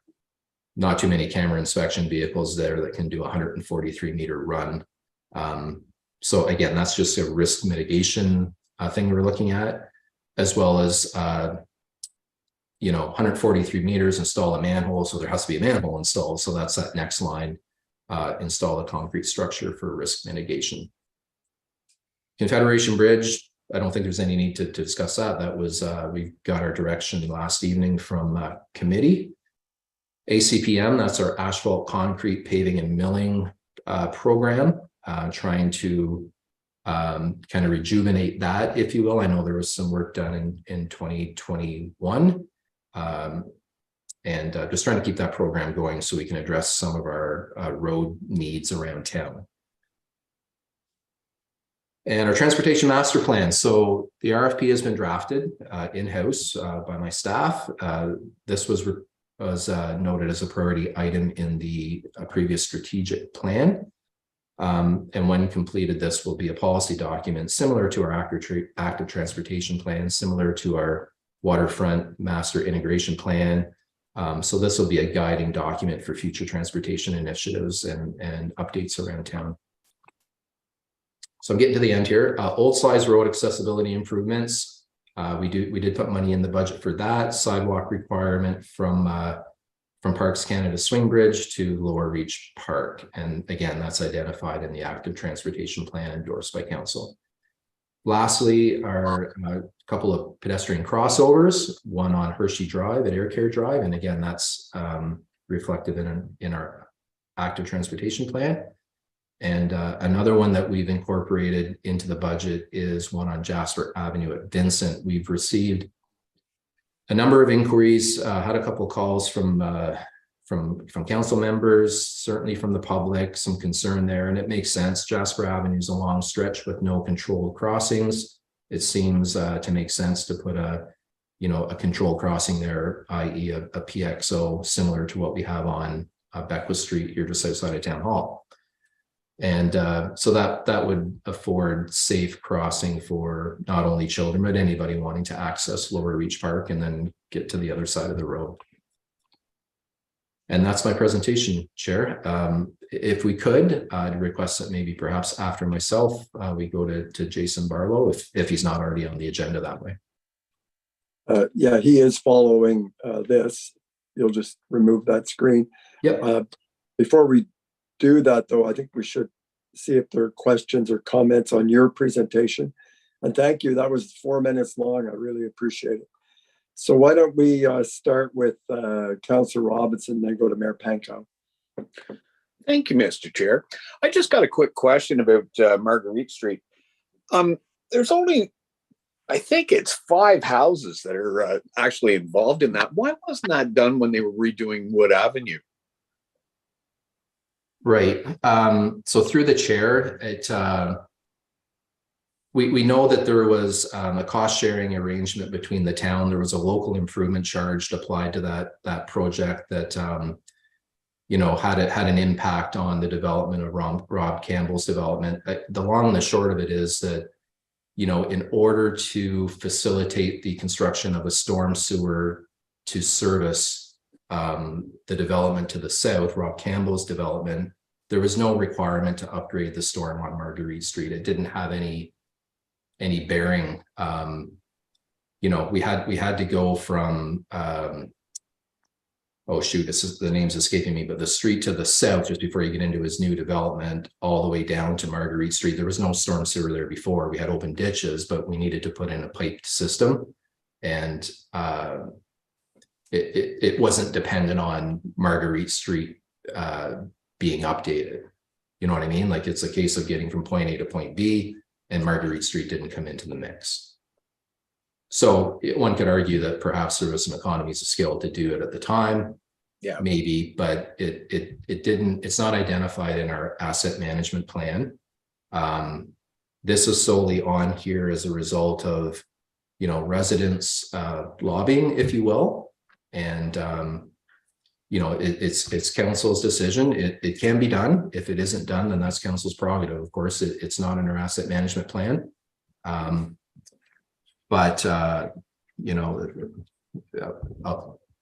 The residents that were lobbying, I said, listen, I'll take it to council. I'll put it in the budget and we'll see where it goes. Okay. Okay. Yeah. Okay. Thank you. So I have 3 people lined up, Mayor Pankow, Councillor McGuire, and Councillor Brennan. Thank you. And thank you, Director McMahon. A lot of work, but a lot of, well, probably all critical work, all important and all necessary. And respecting the sidewalks for Allen, I think that were not maybe previously considered. And spending a lot of time in that area, I've got, I guess, grandkids in that school and a mother-in-law living close by. When cars are parked along the road, it does create real sightline limitations, as well as people walking aside that we saw on the traffic side of the vehicles on Marguerite instead of between the vehicle and the ditch. Of course, there's usually not enough room there. And then in addition, just walking down Allen to the school, it does create some challenges. And I think the bigger motivator for me for that area is probably the benefit of having sidewalks and seeing what wood looks like now, how wood functions now in contrast to what it was like before, the limitations, even from a safety standpoint before. I see a lot of merit in tying all this together and making sure we have the sidewalks there to help enable active transportation in a safe manner, especially for kids going to school. So I'm intrigued by that. Same time though, I guess we're looking at somewhere along the way here, we've got to save over $400,000. And I guess the manhole on Old Mill is something that I guess $100,000 cost. Needs to be done at some point in time. But I guess turning to you, if you had to prioritize within the capital items that you have at this point in time, and I know you probably already started with a much broader list and narrowed it down to what you have in front of us right now. But are there some things there that are less problematic if they were deferred than others? Yeah, so thank you through the chair. You know, like I'd stated before, for me, the low hanging fruit would be Marguerite Street. And not in contrast to all the reasons you said from an active transportation, from a safety perspective for sidewalk continuity in the area, I get that. But if we're looking at it solely from the ask of filling in the ditches and putting in a pipe storm system, then that has not been on our radar. But the active transportation side of it is, but in our active transportation plan, there isn't an immediate, there wasn't any immediacy to get to that. It's in our plan. We'll get to it, but there's other projects from an active transportation perspective that are taking more immediate priority. So I hope that answers your question. So that to me would be kind of the low hanging fruit to trim. I would suggest that I'd feel more comfortable putting the manhole in on Old Mill, because I feel that, you know, when we're talking about sewer flow, and that is a huge trunk sewer that collects pretty well a lot of the sewage in the north end, north of the Rideau. If we ever had any issues there, it becomes an access issue. And in the absence of a manhole, it does present, it is stressful even thinking about something like that. So it's simply risk mitigation. And maybe a follow-up, just the pipelining, the streets that you've indicated, I think Market and Russell and the section of Chambers, are they all combined sewers today, or are they sanitary only? Yeah, they're combined sewers. So those are some streets we're also looking at within our ACPM, our milling and overlay program. So we're looking at it going, okay, we're going to pave the street. We're going to try to rehab it from a surface perspective. We know that we do have some deficiencies there with the sewer, but again, there's other streets that are taking priorities over the next 10 years for reconstruction, and so this buys us some time. And the life expectancy of this relining, because I mean, if we're going to separate that sewer and do a whole complete rebuild in the next decade, it might not make sense to reline today, but most those streets are all further out, I would assume. Yeah, so so not only do we have from a combined sewer perspective, not only do we have inflow, i.e. catch basins tied into our sanitary collection system, but we also, when we have cracked pipes, we get a lot of infiltration. So the relining would address that. So there would be some offsetting savings or processing of that wastewater at our wastewater plant. Not perfect, but it's better than what we have there today. Okay, thank you. So we're going to move to Councillor McGuire, Councillor Brennan, and Councillor Miller. And I think I just saw Councillor Quinn's hand go up. Okay, Councillor McGuire. Thanks, Mr. Chair. I'm having some camera issues, so no video, but I'm a little bit confused on the Marguerite Street being in the budget. We had extensive conversations with the last council about this, with Director Dunlop previously. We had delegations, all kinds of discussion went into it. And at the end of the day, because it wasn't in the asset management plan, going back to Councillor Robinson's question, it wasn't included in that last project when there was economies of scale. It really concerns me that things are getting put into the capital budget because residents are phoning in and we're not having that transparent conversation at the council table. I think this, either some major change has been discovered that is up the priority of this project, or I don't understand why it's in our capital budget this year. Same with the POXs. I think a POX on Vincent is a great idea, but we've got this active transportation plan.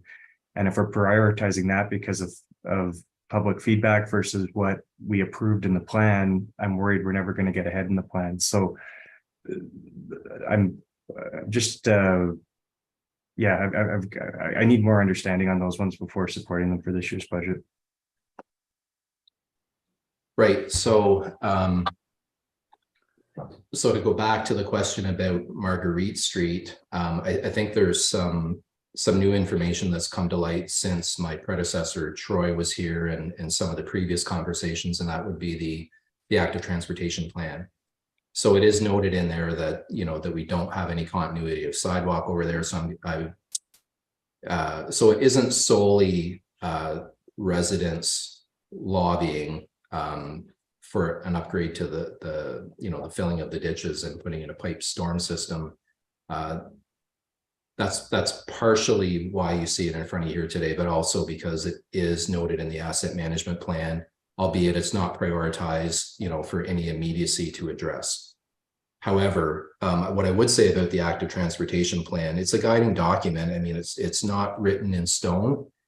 Projects can be shifted around if they make sense at the particular time. There could be other outside influences, i.e. an open ditch that, you know, there's been a request to fill in and put in a pipe system. So when you bring that all together, projects may move around. They might align a little bit different. So that would be my explanation on that. Why you see it here today it isn't solely because of lobbying. It's partially because of you know, it is in the active transportation plan and it could be shifted ahead at council's discretion.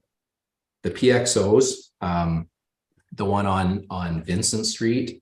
Now, granted, we have had some residents call in and with some concerns, and we felt it prudent that, or, you know, we felt from a staffing perspective, from an engineering and from a public safety perspective that those requests or those concerns were warranted. Made sense. That's like I said before, it's a long stretch of road.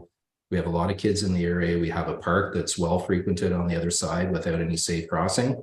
So maybe perhaps it was just something that was overlooked in the active transportation plan. I'm not sure. I can't comment on that right at this point in time, but it, and again, sometimes there's outside influences that might change a plan like our active transportation plan. And that could be resident concerns, resident problems, but that's for yourself, Councillor McGuire, and the rest of the people at this table, your colleagues, to make that decision.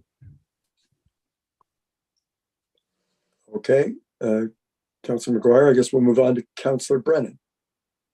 Thank you. Thanks, Troy.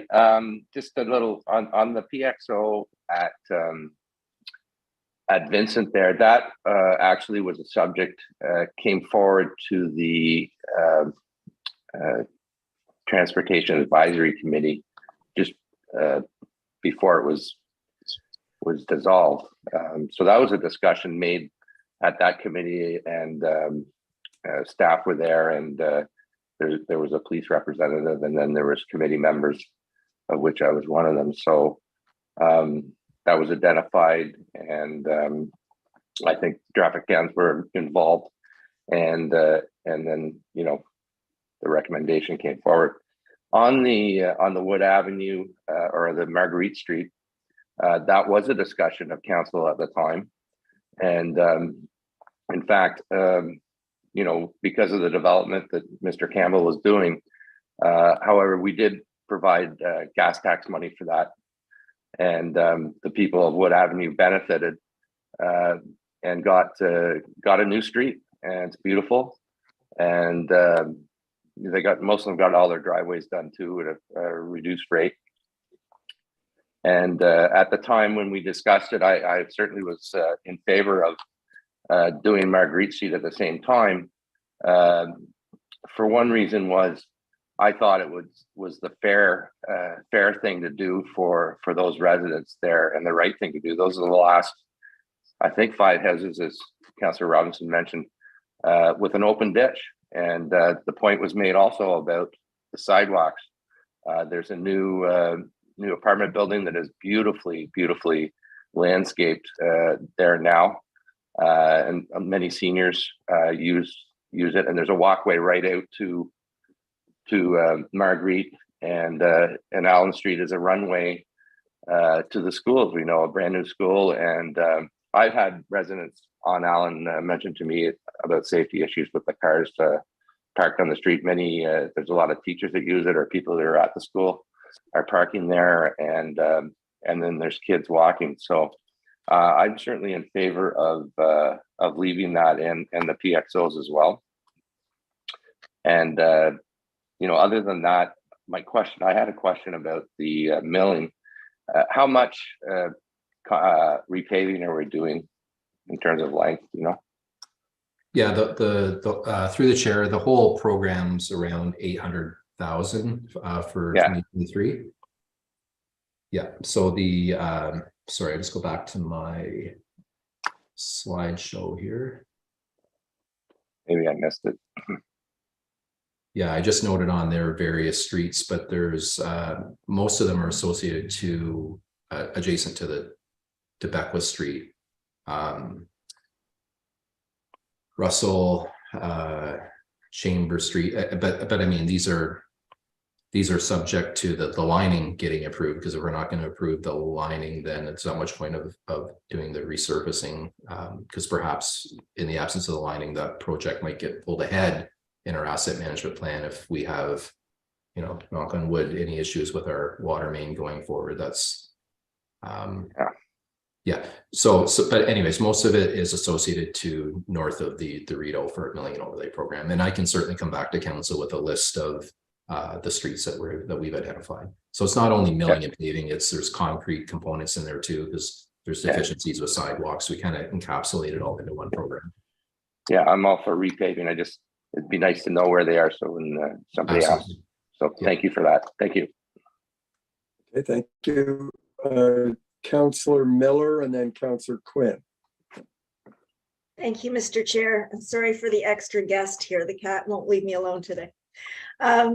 So I fully support keeping Marguerite in for all the reasons stated. So I was trying to dig a little deeper. Is there anything that could be deferred a year? So Director McMahon, I just have 2 questions, and one is the crosswalk at Hershey. I know a lot of the employees at Canopy Growth are still working from home, or the office staff are. Is that something that can be deferred for a year until those staff get back working on site? It certainly could be deferred, and I would have to suggest that it isn't solely to service the employees at Tweed. It is part of a larger, as I'm sure everybody's aware, active transportation plan, and it's to get people basically from Queen up to the east side of their development. So, I would say anytime that we can have an active transportation component to our streetscape and is a benefit not only to that to Tweed, it's also a benefit to the town as a whole. So we aren't solely looking at it from a quote unquote Tweed perspective to get employees from one side to the other. It's a broader lens we're looking at for that. So the other thought that I had, and it's probably because I'm still working to get my head around it, the transportation master plan is a big piece of the budget. Is that something that can be deferred a year, or is that becoming a major priority? Well, maybe I won't defer to Malcolm, but I'll say my piece, and perhaps maybe he can jump in too. So what I would say is that it was an item on the previous strategic plan, and we haven't got to it yet. We were looking at it in 2022, but we didn't budget anything. So that's why we see it in front of this, this council. You know, I think perhaps it could be deferred, but I think we're right on the cusp with development here in town that I wouldn't consider deferring it any more than 1 calendar year to 2024. But that's my take, and I'll turn it over to Malcolm if he's got any comments through the chair. Yeah, through the chair, I would say that just a point of clarification. So it's $175,000 budget item. 25,000 of it is a carryover. So if it were to be cut, it would be 150 savings, not 175. So small difference, but worthy of mention. I think this one was identified 4 years ago when we developed the strategic plan. And at that point, we recognized that we're making short-term transportation system decisions because we don't have an overarching vision for transportation within town. And it becomes really relevant when we're looking at new developed areas. Certainly on the south west end of town, we've been designing roads somewhat piecemeal. I think it's going to work, but we really have an absence of an overarching plan for how the transportation system works together. And I use the word system because we have roads, you know, all these roads that mesh together to make a system, and it has to work as a system. And when we look at it in isolation, we can make downstream impacts to the transportation system. So it's a fairly common piece of policy document that a municipality of our size would have, particularly a growing community. So if we weren't seeing the growth that we're seeing now, I would say we could confidently defer it. But with the growth and the potential for new growth, I would say it would be a necessary policy document. Thank you. Councillor Quinn. Thank you. Just a couple of things. One, with public works and our water and wastewater systems, they have kind of split now. Do we really need as much staff in public works as we did before? Because things have changed there. Yeah, so through the chair, we so on the water distribution side, that's the only thing that's moved from you know, public works proper, I guess, over to utilities. Wastewater collection still is the responsibility of public works. So there were 4 staff that moved over to water distribution, but they were solely water distribution staff. 3 of them non-union, and then our chief operator moved over, but this has since been replaced in the public works division with another person that moved kind of up through the ranks into that position. So 3 water distribution operators moved over to utilities, but that's all they did before, right? So we haven't had an increase in complement to public works. We just had those people shift, and they're now reporting to Jason Barlow in utilities. What I will say is, you know, to all the points that Malcolm was talking about before, we have a growing community. We're seeing a lot of growth, and we're going to see more growth as time progresses here with development in town, which is great for the community. You know, we contemplated looking at adding additional operations staff this year, but we felt we would kind of hold off and use this year as kind of a planning year to really drill down on our operations to see where we were running lean and where we're not. But to answer your question, we couldn't run with any less than what we have right now in the public works team, especially during winter control operations. The guys are working 14, 16 hours, sometimes 7 and 15 days a week. So no, I totally understand that. And I watch how well they work. But I'm just wondering, like, you know, things are being restructured. Should it be looked at? Maybe there's staffing, different kind of staffing that you need. I'm just saying, like, you know, let's keep our minds open. Let's look at what is needed. And if something isn't needed, then we move on to something else. I'm not disagreeing with you that because I do watch these people out there working and they work hard. I do. Yeah, and through the chair, we're always looking for, ways to make all departments within the municipality more efficient, to modernize. And that's a continued work in progress all the time. So on that, looking at your budget, I don't see any money put aside for a new building. And I know you need a new building. Now, maybe you're not going to get it this year, but I think that's something that we really, really, really need to get our mind around and start building a savings in there so that we can see what can be done. If that building can be saved to a certain point, or if the whole thing needs to come down, the whole new building put up. But we definitely need a new building there, I'm sure. CEO Morris. Thank you, Mr. Chair. I believe Councillor Quinn is clairvoyant. That's coming up in my presentation on community services. So thanks for raising it. Perfect. Okay, so I want to go back to Marguerite Street. I totally believe that should be done for many reasons. Let's just do it, get it off the plate here and move forward. The other one is the PXO on Vincent Street. Are those expensive? Are those crosswalks expensive? Because I see other places around town where I think we could use a couple. I live on Elmsley Street. I live on a dead end part of the street, so I don't have traffic issues here. But I'll tell you, going across Queen Street, which is a drag strip, we need something to slow some of these people down. And I'm watching, even myself, it's terrible as a pedestrian out walking with my dogs to try to get across. And I see other places, I see the crossing guards down here and children going off to school.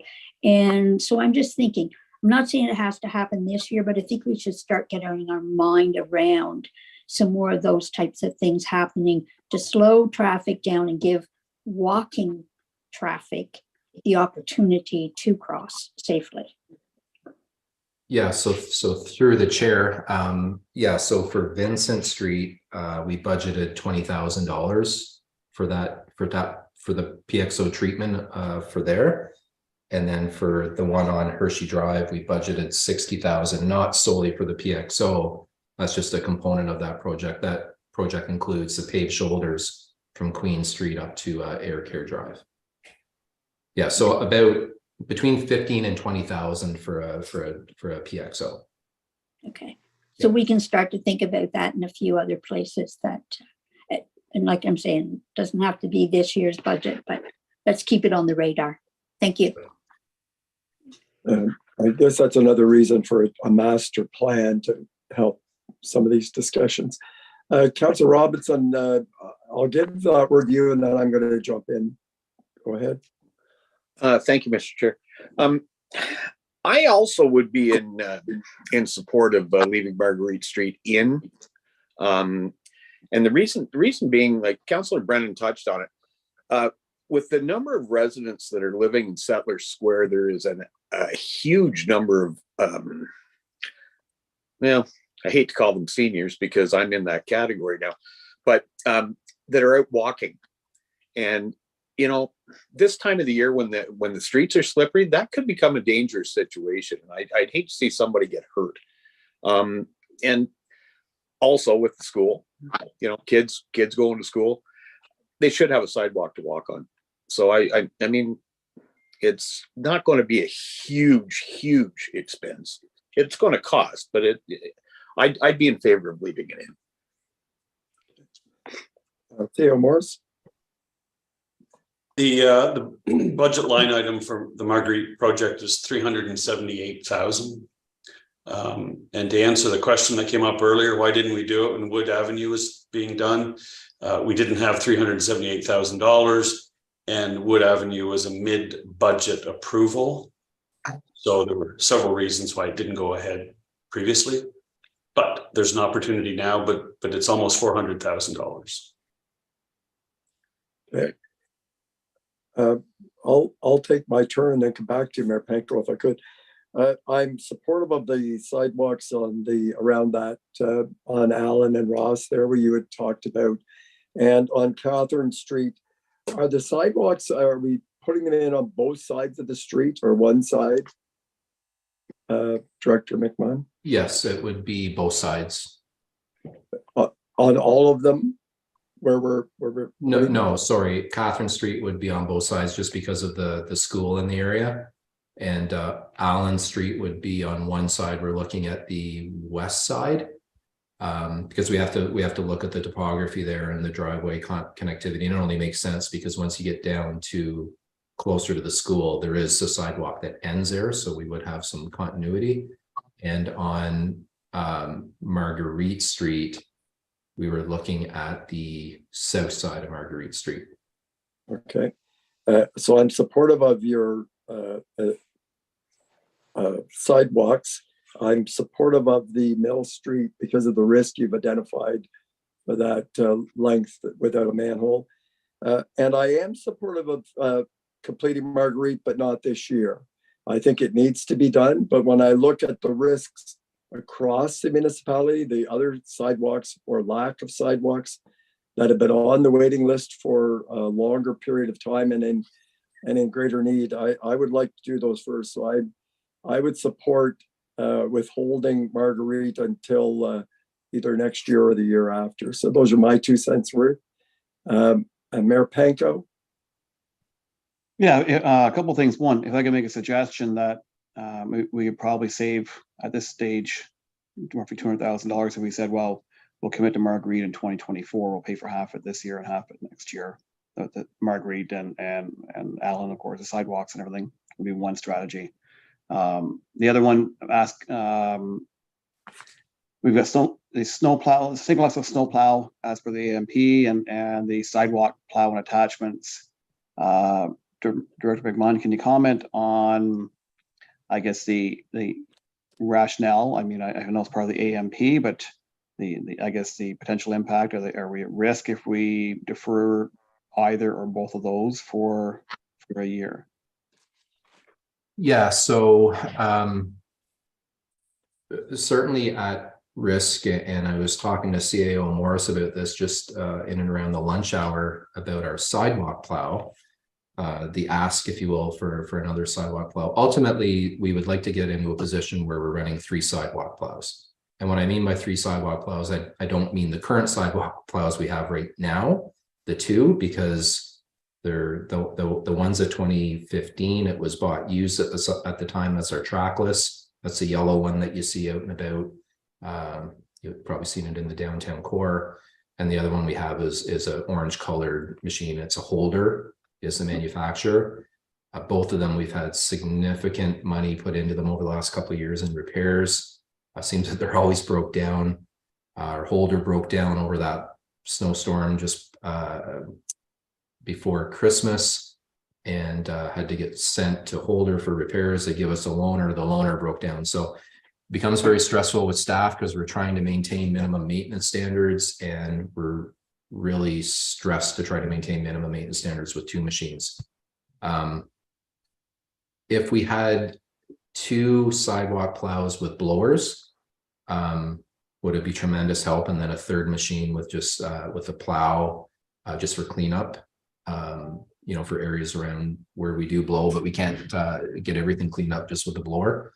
It would be way more productive, and we certainly be well within minimum maintenance standards for sidewalk cleaning. Minimum maintenance standards are, it doesn't dovetail in with the class of roads that we have for roadway travel. We have to service roads, we have to clear roads, we have to apply material to roads based on the classification of road in the minimum maintenance standards. So a little different with sidewalks. The provision in there is that we clear sidewalks, make them safe within 48 hours following a winter event. So that's difficult right now, certainly difficult with the equipment we're running and the continued breakdowns we have. So that the machine we're looking at in that $200,000 budget for the sidewalk plow is a multi-hog machine. It's a different manufacturer. We've consulted with other municipalities that are running them. They really like them, and they're built in North America, whereas Holder is built overseas somewhere in Europe. So challenge to get parts. With the sidewalk plow, again, we haven't received the one that we ordered last year. We were supposed to get it before Christmas. There's been supply chain issues. We've been notified that we're going to get it sometime in March. I'll believe it when I see it. So we're kind of at their mercy. We'll get it when we get it. We may not have it for this winter season. But we want to keep in line with, you know, getting away from using our graders for winter control operations. There are times when we do need them, but I want to get away from using them on every winter event. I'd like to have, you know, ideally 3 single axle plow trucks with plow and wing with sander units. And then we run our loader as well with plow and wing. And I think we could service the town quite efficiently with those 4 main pieces running. So that's the push. I know these are big ticket items. For the plow truck alone, we've been notified of huge increases in costs. Similar to everything else we're seeing across different markets, we're certainly seeing that on the heavy, you know, 5 ton and up vehicles. So, you know, the budget line item for that, just give me a second, it is pretty substantial. You know, we're looking at 360, whereas previously I believe we were around 260. So we've seen $100,000 increase. Not much we can do about that. It is what it is. I don't see those numbers going down, but yeah, so that is the ask. The sidewalk plow would tremendously help us. We're considering bringing a report to Cal on January 30th for pre-budget approval. My next question. Lots of winter left. Yeah. And so yeah, so you will be seeing something come in terms of report on the 30th. Okay, thanks again. Thank you. Councillor Brennan? Okay, to change the subject, and I'm a big advocate of the old slide sidewalk because I walk it. And how far along are we in that? I'm not sure if we have determined how the heck we're going to do that, given the sort of the narrowness and the drop off there with it. There's a guardrail. And I think it's around a couple 100 yards that we're talking about here. Yeah, so through the chair, we've done a topographic survey out there. We've spitballed a few ideas. The big thing is we've got a you know, current paved shoulder scenario there, so we got to understand a little bit better how we can drain it if we're going to put in a sidewalk, curb face sidewalk, if you will. The guardrail would have to be moved back marginally. And that's all part and parcel to the budget line item you see in front of you here in the previous information you would have been sent from our treasurer. Yeah. Yeah. So it's underway. It isn't necessarily a primary focus right now. We're trying to get Catherine Street wrapped up, get that tender issued, get it ready to rock and roll, and some other stuff we have in the pipeline. But it is something we're actively working on. So would you say it's shovel ready? I wouldn't say it's shovel ready just yet. There's some design yet to do, but our intention is to get it done in 2023. Okay. I really have wanted this for a number of years, as well as since we made a decision on Marguerite Street. I was disappointed in that, and I'm happy that it's back. The mayor has made a suggestion that we commit to Marguerite Street, put half the money aside, and I'm not sure how much more it's going to cost. We could also commit to the old slides, put money aside and do it next year. How much more money will it cost next year to do those projects? I know it's hard to say. Yeah, well, through the chair, it is hard to say. Nobody has a crystal ball, but I don't really know, Councillor Brennan. That is the big question for everybody at this table, right? Yeah, it'll be more than it is this year. I put it that way. Yeah.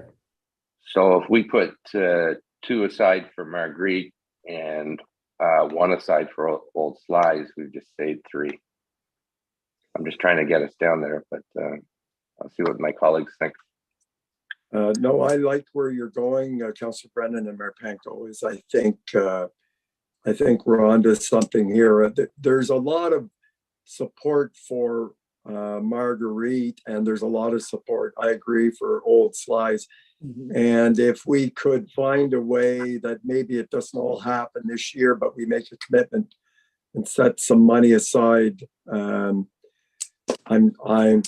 think I'm looking for some of my colleagues to say, would you be open to asking the staff to come back with the next draft with something like that in it, that we could look at the numbers and make a decision then? Could we give direction to staff for that one? CO Morris. Maybe I'm overstepping here. No, I just, my suggestion would be, we have two more capital rich departments to go through. So I think this discussion would be very helpful for staff once you hear the total capital requests. But I think you're on track. I mean, we're looking at innovative ways to close the gap, and I think you're on to several, but there may be more fruit as we go along. Okay, so I think we can wrap this up. I think compromise is in the air, and we'll just hold that thought if you're okay with it, folks. And is that everything for you, Director McMahon? Yeah, it is. Thank you. Okay. We'd now like to welcome Jason Barlow to discuss water and wastewater budget. Thank you.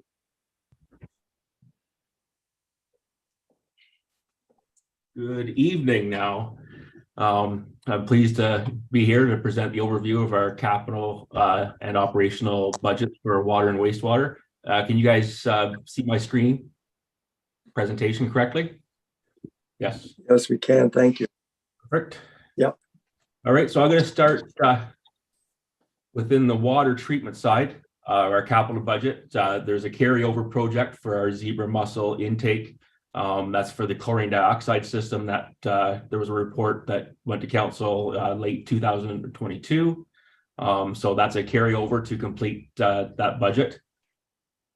We also have our filter media, our GAC, or granular activated carbon replacement. So in our 2020 water treatment financial plan, that was scheduled to be completed in 2024. But we complete analysis of that media on an annual basis, and the results showed that replacement is required in 2023. What the activated carbon does is it removes some chemical compounds that are odor causing. So it takes that swampy smell out of the water when there's biological changes or seasonal changes in our source water. So that's the requirement. The GAC is the requirement to remove that taste and odor complement. And that is currently out for tender as we speak. That closes, I believe, on the 26th of January. And then following that, a recommendation for report will come to council for that replacement. Also, we're continuing with our high lift and low lift pump refurbishments. These are the last two pumps that are required to be done. This will ensure that all pumps at the plant in these two areas have been refurbished and updated. There is quite a substantial increase in pump efficiencies when this maintenance is completed. So that's one of the reasons why this maintenance has been done over the last 4 years. Our AquaDAF, both cells 1 and 2, we're looking at doing complete maintenance. There's some issues with some of the drain mud valves on the bottom where they've been saturated or underneath the water for 12 years. And there is corrosion and different issues on those assets that need to be replaced, as well as we'd like to have a second set of diffusers for that system, as the AquaDAF uses air to float the solids. So air diffusers are required to ensure that you get the proper size air bubble to ensure the flotation of the solids that come in from the source water. We also have EV charging stations, as Director McMunn noted earlier, that there are 2 E-Transit 350s on order with our program through Enterprise for our fleet. I believe it's a good fit with the EV in this department, as our fuel costs have increased, and these chargers are required before we do take control of those e-vehicles, so that we have the ability to ensure that they can run day to day. And we also have exterior door replacements. So at the water plant, we have the two main access doors at the front and at the rear of the building. We had a local company come in to try to repair these doors, but there's extensive work that's required, and they said that replacement is needed for these because the damage was not repairable. If you notice the front door on the way in, it's actually a metal and glass door, and it's actually opened up on the bottom side from being pulled or from the pressure inside the building. So there is a separation between the two doors, and that cannot be just fixed. Those doors have to be replaced. And so also with water distribution, we've added a valve maintenance trailer at the cost of $120,000. This is required for health and safety because it helps the operators operate the valves in the system, as well as maintenance on those valves. So we're able to use this trailer to clean out valves that are inaccessible because of dirt and debris that have gone into the valve boxes. As an example, we have 816 valves in our system, and right now we have 108 of them on our maintenance list, and 65 of them are on the vacuum list to be able to get access to those valves for operation. So there is a backlog because we don't have that equipment, and we have to use contractors or different pieces of equipment and retrofit to try to gain access to the valves in the system for that maintenance. And we also have our annual water meter replacement allocation of $50,000. This has been used previously to commence the water meter replacement. Our water meters are over 10 years old. This year, most of this money is going to go to new meter installations with all the development at Bellamy Farms and Mackey and Wood Avenue. The cost for the meters for these locations is going to encompass this budget, probably plus some, with the amount of development that's on tap for 2023. And the wastewater side, so similar to the water plant, we're looking at installing the EV chargers at that location as well to be able to accommodate electric fleet in the future. Water and wastewater, the bar screen project, this has been on the books since I believe 2017 or 2018, but with the priority of our PLC project and other projects, it has been pushed. And now we are have the project out for tender, which closes this Thursday, and we're expecting to have a recommendation report to council by the end of January to move forward with the bar screen project at the wastewater plant. We also have our sewage lift pump refurbishments. So as you are aware, every year this line item is there to refurbish one of the 5 pumps. Because of the viscosity of the wastewater coming in, there is a lot of wear pieces within these pumps that require refurbishment on a regular basis.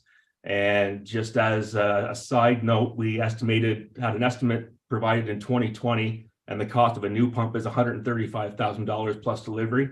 So I'm sure that cost has also increased from 2020. And with a new pump, it's still within 5 years, it's going to have to be rebuilt and refurbished, just because those parts that are in there to wear are what you're replacing. And that's the requirements to make sure that those pumps are capable of doing their job. The wastewater plant, we have the extended aeration tanks. It's been quite a few years since there's been any capital dollars or maintenance within these tanks. So we're looking at being able to take each one down, clean them up, replace diffusers and other materials that are inside that have broken that we don't know about, because it's something we don't see until you take it down, because we're unable to isolate that until we actually have the parts and the maintenance to complete that project.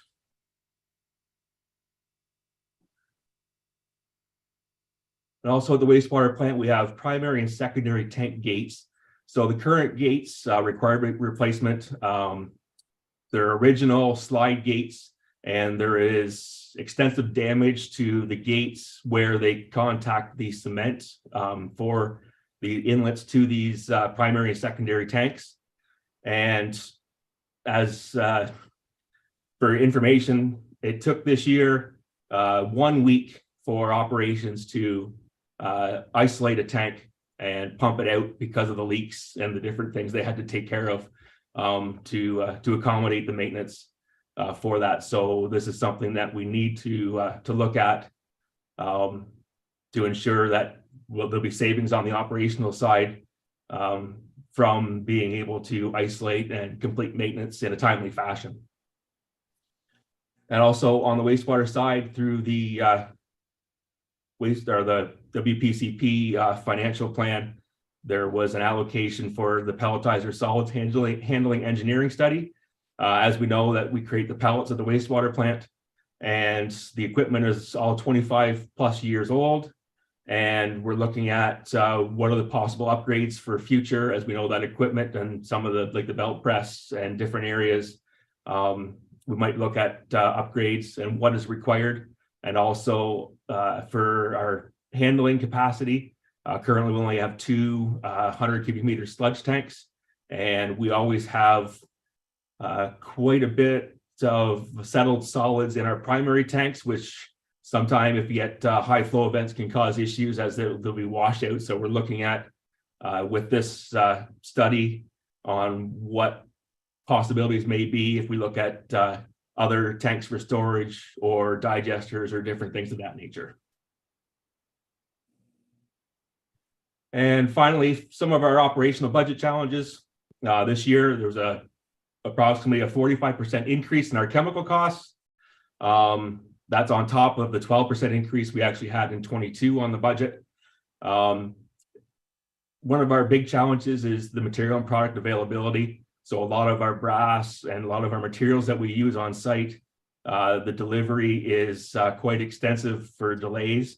So we're trying to make sure that we have those products as much as we can have on site in case of emergency or when they're required, so we don't have to wait as long to accommodate the repairs that would be needed.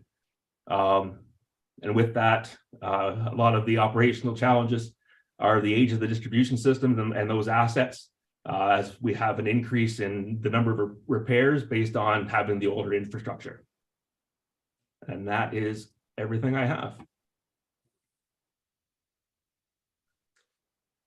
And I know you'll want to take that screen down for me, please. Yeah, I'm just trying to find out where that is. There we go. Very well done. Thank you very much, Mr. Barlow. Does anybody want to jump in? I was going to pass you the name from the library of a good door maker. That door was about 11,000 years or 69. So they're heritage doors, they're guaranteed. But who wants to jump in here? It's pretty, Mayor Panko, it's pretty, I was going to say it's pretty tough when you look at water systems, having training. Yeah, those of us been around for a while, we know every time we get a request for water, wastewater works, it's pretty hard to say no. And we know that you're doing the best job you can to maintain the assets and ensure that the integrity of the system is secure. There's no opportunity for downtime, right? And this is a lot of proactive stuff. So I'm looking through here, and obviously there's a lot of capital work. I guess even we've got to look at the water, $9 million when you're looking at the water and wastewater sides, including the water tower work. I guess just a question regarding the relining for Lorne, Kent, Sussex, and Lanark. So are those also the areas which will have the road surfaces milled and rehabilitated as well? That might be more a question for Director McMahon. I guess is that all in alignment as to your comments earlier? Yeah, I believe so, Your Worship. I don't unfortunately have that information. I don't have the list of streets that staff have compiled for the milling and overlay in front of me here right now. So I can certainly get back to council on that with the report coming forward. I can drill down a little bit on the lining and how that dials into the milling and overlay program.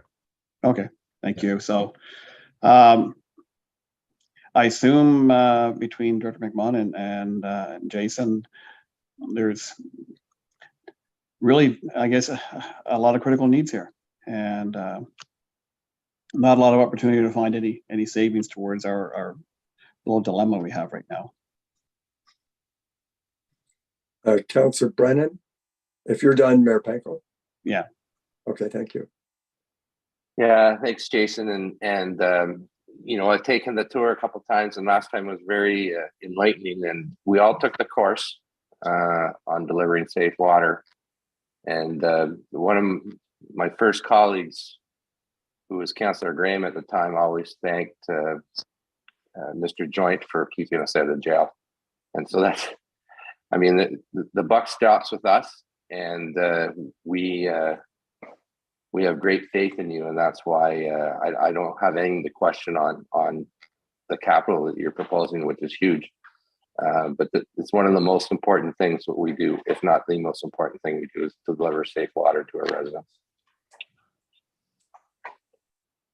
Back to you, Mayor. Sorry, yeah, I missed one of the questions I thought of earlier. We have $60,000 in the old water tower report. And I assume this relates to a previous discussion by council that if we want to potentially rehabilitate the water tower, simply the old water tower as an icon, we want to preserve it as part of our like I said, site views and from across the community, we need to spend some money to find out what's involved and what would it take to ensure that it can remain safe. What would be the short-term rehabilitative costs and the long-term rehabilitative costs. So if CEO Morris can step in and correct me, but if that's what that $60,000 is for, I think we should probably first have a discussion if we recognize that if there's an interest by council to actually go down this road. If there's no interest in preserving this as part of our community, if it's served the community for 100 years and it's time to take it down once we build a new one, then I don't see any sense in spending $60,000 on a study. So Director McMahon has a comment. Yeah, through the chair. Jason, maybe perhaps you just want to touch on Lake, the names escape me, the company that came in to do the repairs. Pardon me? Landmark. And their, their impression of the existing water tower. You can probably speak to it a little better than I can. Yeah, based on our last inspection report, which was completed in May of 2022, with the first leak of last year. The inspection report was similar to previous years. It's a 100-plus-year-old riveted tank, and in their report, they say that it is at risk of critical failure imminently. The $60,000 would cover a structural analysis to provide information on if the structure can stand empty or if there's other avenues to take in that aspect of the tower. But also there is safety upgrades and different painting requirements and stuff that would have to take place if the tower was to stay. And within our landmark report, that was a cost that was quite hefty, and that's when the town decided to look at a new tower because it wasn't feasible to rehabilitate the old tower with the upgrades required to keep it in operation. So to that point, I guess, but so we recognize definitely no value in maintaining it in an operational manner. But does the study, or do you know components of the study which would give us some guidance as to the cost to paint it? If we need to, obviously, if it's simply going to be an icon in our community, do we have any idea what it would cost us to preserve it as an icon and for any ongoing costs? I know that maybe that's what the study is going to tell us, but I don't want to spend 60,000 on a study if it's going to cost us $2 or $3 or $4 or $500,000 simply to keep it standing there. Yeah, I could provide a report if required to council on the last inspection. They do estimate some costs for the safety and the painting repairs that do need to happen if the tank stays in service much longer. So that could be completed for council. Okay, and I guess I also wouldn't, I'm sure our insurer may have an opinion as well on any concerns they may have, whether it stands there or is removed. So maybe that's something else we could have. So no decision on that tonight, but obviously something we could address as we move forward with the budget discussions. Okay, Councillor McGuire and then Councillor Brennan. Thanks, Mr. Chair. I just want to remind too that there's money in the budget with the police budget to move the communications equipment on top of the water tower. So any savings from not completing that study or going off there is going to be offset by the increased costs of having to move the communications equipment to the new water tower. So definitely interested in a more in-depth conversation there, but don't see a ton of savings opportunities for 2023. Okay, Councillor Brennan and then Councillor Quinn. Yeah, just very quickly, if it's coming down, how much does it cost to take it down, or is it worth anything? So I'm just, it's huge. So that's a big job to take that down if that's what's happening. Is that a comment or a question? CEO Morris? Yeah, thank you, Mr. Chair. So all good questions that we need to answer. So I think what we can do here is provide you the results of the analysis as a water holding vessel. What we won't know is what the analysis says if it's a air holding vessel or a sand holding, you know, that there may be a requirement to have some ballast in it. They're meant to hold weight.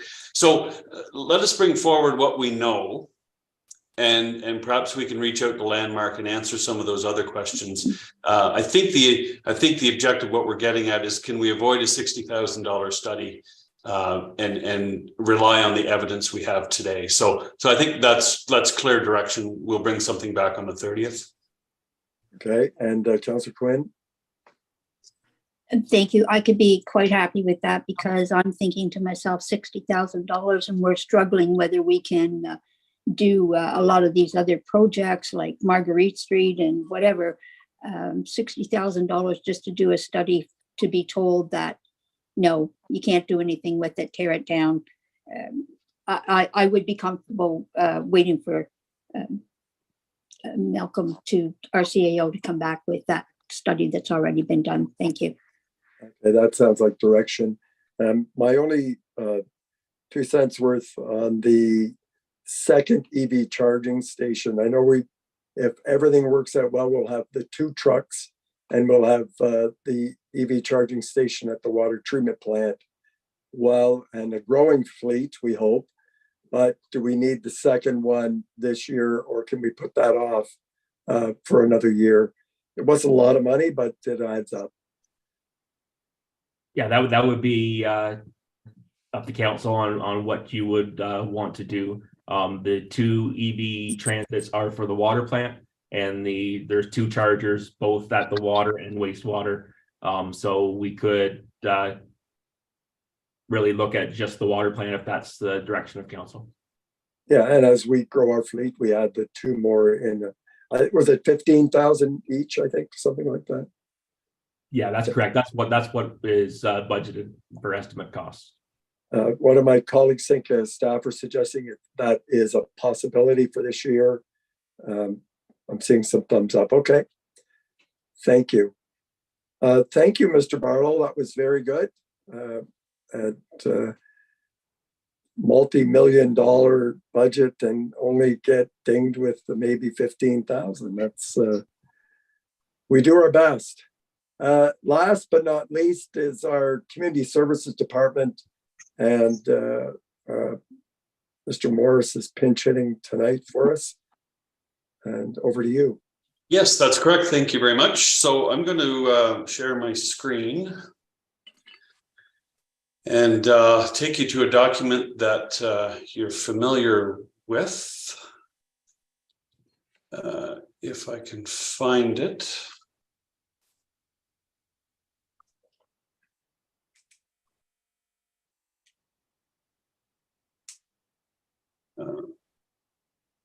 My apologies, Mr. Chair. I had it here a moment ago.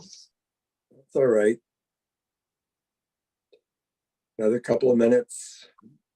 I'm eating into my 10 minutes very rapidly. Here it is.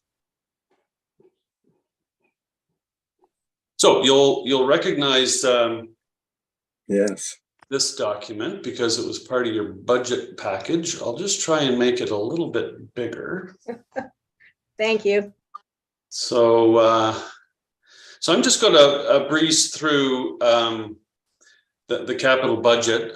There are many items. I would say they're all relatively low value in comparison to some of the ones we've heard previously. So I'll breeze through them, and if there are questions, we can go back and dig a little deeper if you wish. So so real quickly, the capital budget for community services is basically two areas: parks and facilities. The other divisions within community services, of course, are Hillcrest Cemetery and the Child Development Center. Neither of those have a capital request for 2023. Actually, yes, that is correct. So, so if we go to parks, expanding the urban forest, that's strategic initiative 2.2 in our strategic plan. So we've been earmarking $20,000 a year for growing the urban forest. That's consistent with what we've done in the past. LeBoat Docks, council will recall that was a pre-budget approval to purchase the docks in time for the 2023 navigation season. We have a zero-turn lawnmower. We have old equipment that cuts a lot of grass. It needs to be replaced. Playground updates, that's $250,000, significant amount of money. And again, that was a part of our strategic plan, was to make upgrades in every park, make an upgrade in a park every year. So this hasn't been committed in terms of what it would look like. It's simply a placeholder in the budget. We now have a Parks and Recreation Master Plan. We will draw on that plan to start identifying specific projects. The next item, if you can see my cursor, is basically a carryover from last year. Council may recall we ordered playground equipment for 2 parks. It did not arrive in time. We had supplier issues. It will arrive in the spring and be installed. So I'm showing it here because it's an expense we have yet to incur, but it was a carryover from last year. This one, the folks put in community services, a splash pad in Victoria Park for $50,000. Council will know there's a former wading pool that's been decommissioned for many, many years. I think it would be wise to either transition that to some other water feature or some other feature, but certainly take out what's there because it's a concrete bowl at this point. We have a ball diamond netting. This is the ballpark down near the dog park near Old Slies and Jasper. We've discovered that we get a lot of foul balls that can rain down on automobiles that are parked. We also have witnessed balls ending up in the dog park. And you know what a dog does when he finds a ball rolling around. So this is meant to keep the balls within the diamond playing area. Next one is geotech. So I think we'd all agree that the parking lot going into Lower Reach Park is not always attractive. That's a consequence of poor drainage. So we want to do some investigation to understand how we can improve the drainage. It's not engineered fill in that area, as you can appreciate. So we'll need to have a look and from a geotechnical point of view, understand what we need to do to correct the drainage problem, and by extension, correct the potholes that develop on that lot all too frequently. Next one down is 104. That's simply the width of the moor, 104 inches. So again, a life expired mower that we need to replace. Christmas light display, we'd like to expand the offering in Centennial Park. We also have some older displays we'd like to upgrade. Sadly, we've had some lights that were removed in an unauthorized way, so we need to refresh our light display down there. The next item is a grant, and it's NIF is the Natural Infrastructure Fund grant, and this was the grant was applied. We applied for the grant back in the autumn when the application window was open. This one, I when I looked into this budget a little further, I realized that it's not entirely represented as it should. This project is actually a $300,000 project, and it's to replace the surface of the walking path throughout Lower Reach Park, all the way over to Beckwith Street. So it's by early estimates a $300,000 project. The $60,000 would be the town's contribution to that $300,000. The NIF fund, if we're successful, would cover the balance, $240,000. So we need to express this differently in the second draft of the budget if it's something council wants us to pursue. So right now, as it's shown, there is no impact on the capital budget. The $60,000 is shown as a grant. So we need to rejig this one a little bit. Down in facilities, we have a garage door on the Lions Club building. That's a building where we store equipment and other parks paraphernalia. That's in the Ball Diamond area at Lower Reach Park. The door needs replacing. It's been damaged. We have at the arena a cooling tower resealing. There's a leak in the cooling tower in the community center. It needs to be fixed. Fairly small item, but an important item. We've had leaks in the roof at the community center arena, so we need to do an investigation to understand what the issue is there, and then work on a plan to resolve it. The fob access is a carryover from last year. We're replacing the keyed entry systems at the community and at the recreation center with fob access. So that project is simply a carryover. The air conditioning units at the senior center are life expired. So we put money in to replace them. The town owns the building and it's leased out to the seniors center folks. We also have a line item for heating and AC units here in Town Hall in the area I'm sitting in right now, the old schoolhouse. When we did phase one of the renos, I would characterize that renovation as a aesthetic improvement and a flow improvement, a flow of people, that is. We did not replace the HVAC systems and they now require replacement. So that's what this one's about. Next item, security cameras.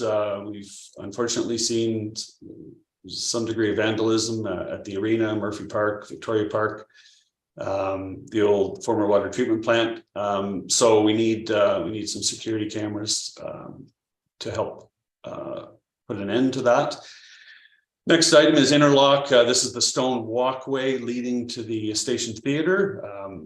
So we own the building, we leased it, we leased the land, but we own the building, and we have an agreement with the theater company to operate the building. So we are responsible for exterior capital repairs and maintenance to the building.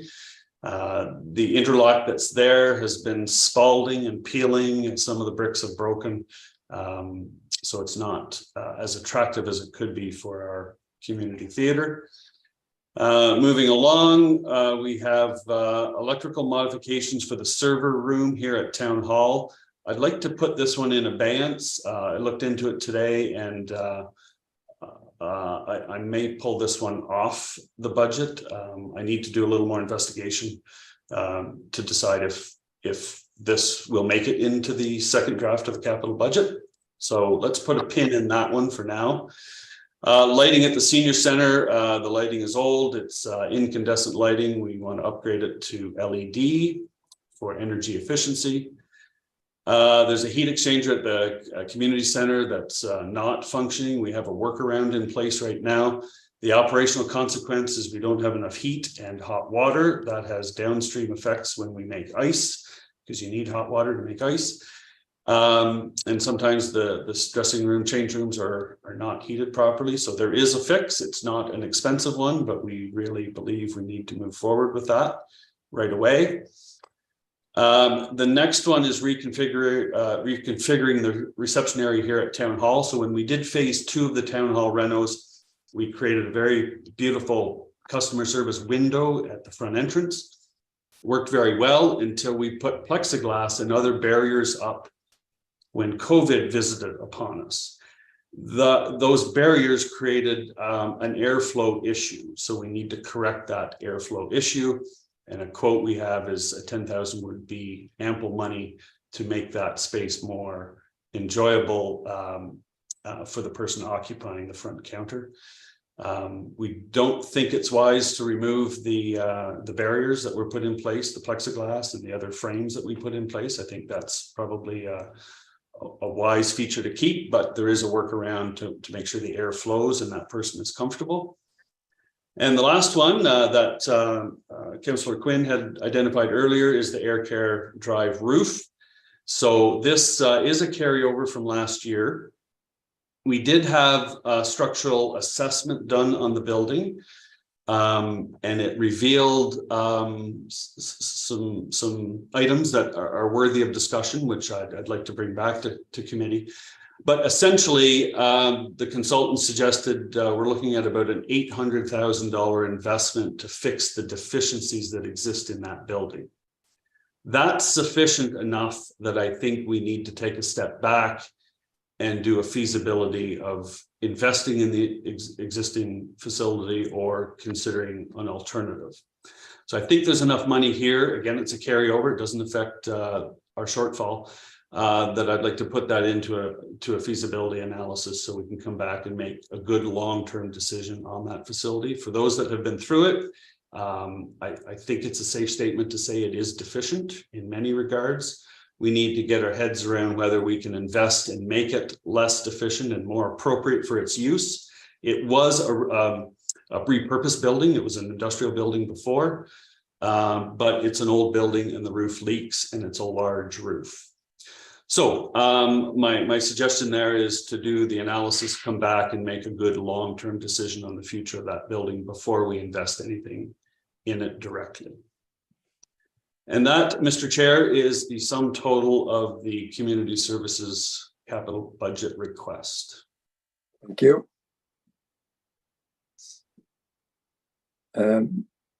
Again, comments or questions from my colleagues? Well, I'll start us off if you don't mind. Well, I didn't see any hands go up there.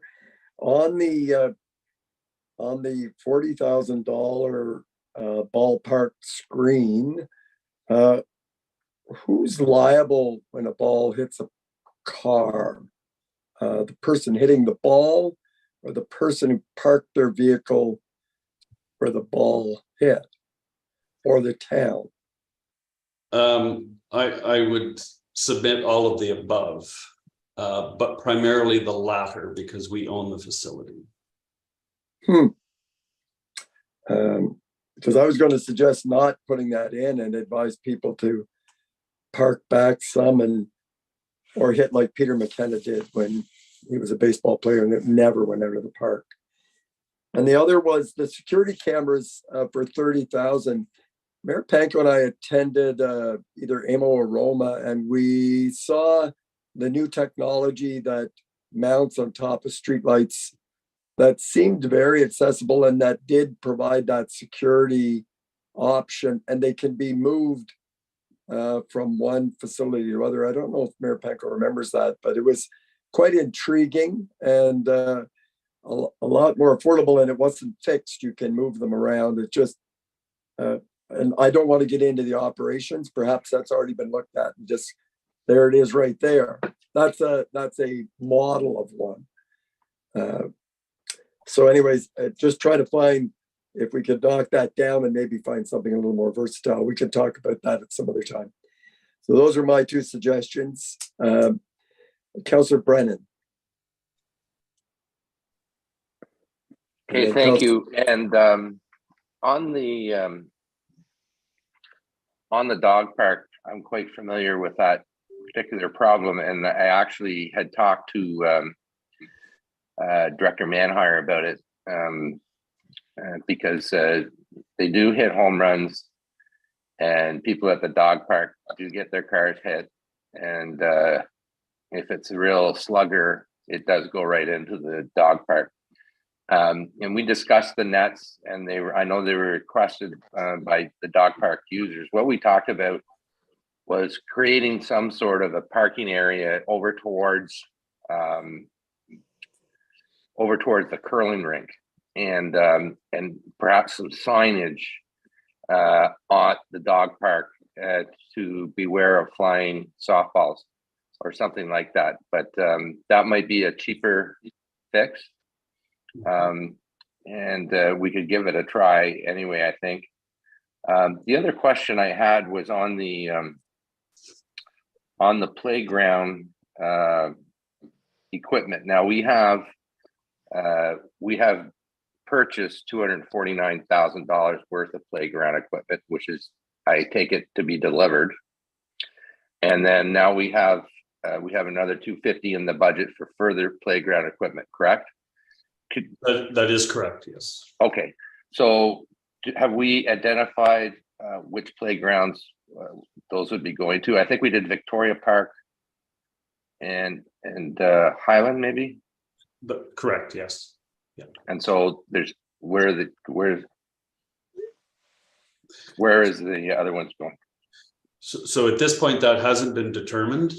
So we need to make some decisions and again, rely on the Parks and Recreation Master Plan to guide us in where those upgrades should be. But having said that, we're certainly open to suggestions from council. Yeah, I think Corbett is probably another one that has been long neglected. So the new equipment is going into Victoria Park. And now we have a splash pad in there now. And I know that no, it's in the budget now though, right? Correct. For Victoria Park, right? Correct. So I know that Director Manhire had talked about some sort of a water feature. He talked about maybe some sort of free-flowing canal thing, or not a traditional splash pad. So I would suggest parking that one. There's going to be new playground equipment there this year. Mm-hmm. And then we could talk about what kind of water feature we're going to talk about, other than just a traditional splash pad with people running through it, but there may be some creative things to do there. So I would be comfortable taking that out and then have a discussion about the 250, I guess, would do 2 playgrounds. Is that right? Yeah, based on our experience last year. So the 250 that we'll spend is for both Victoria Park and Highland Corbett. So that's already paid for. Roughly 125,000 each. So yeah. 250 would do 2 more parks. Yeah. We could cut that in half.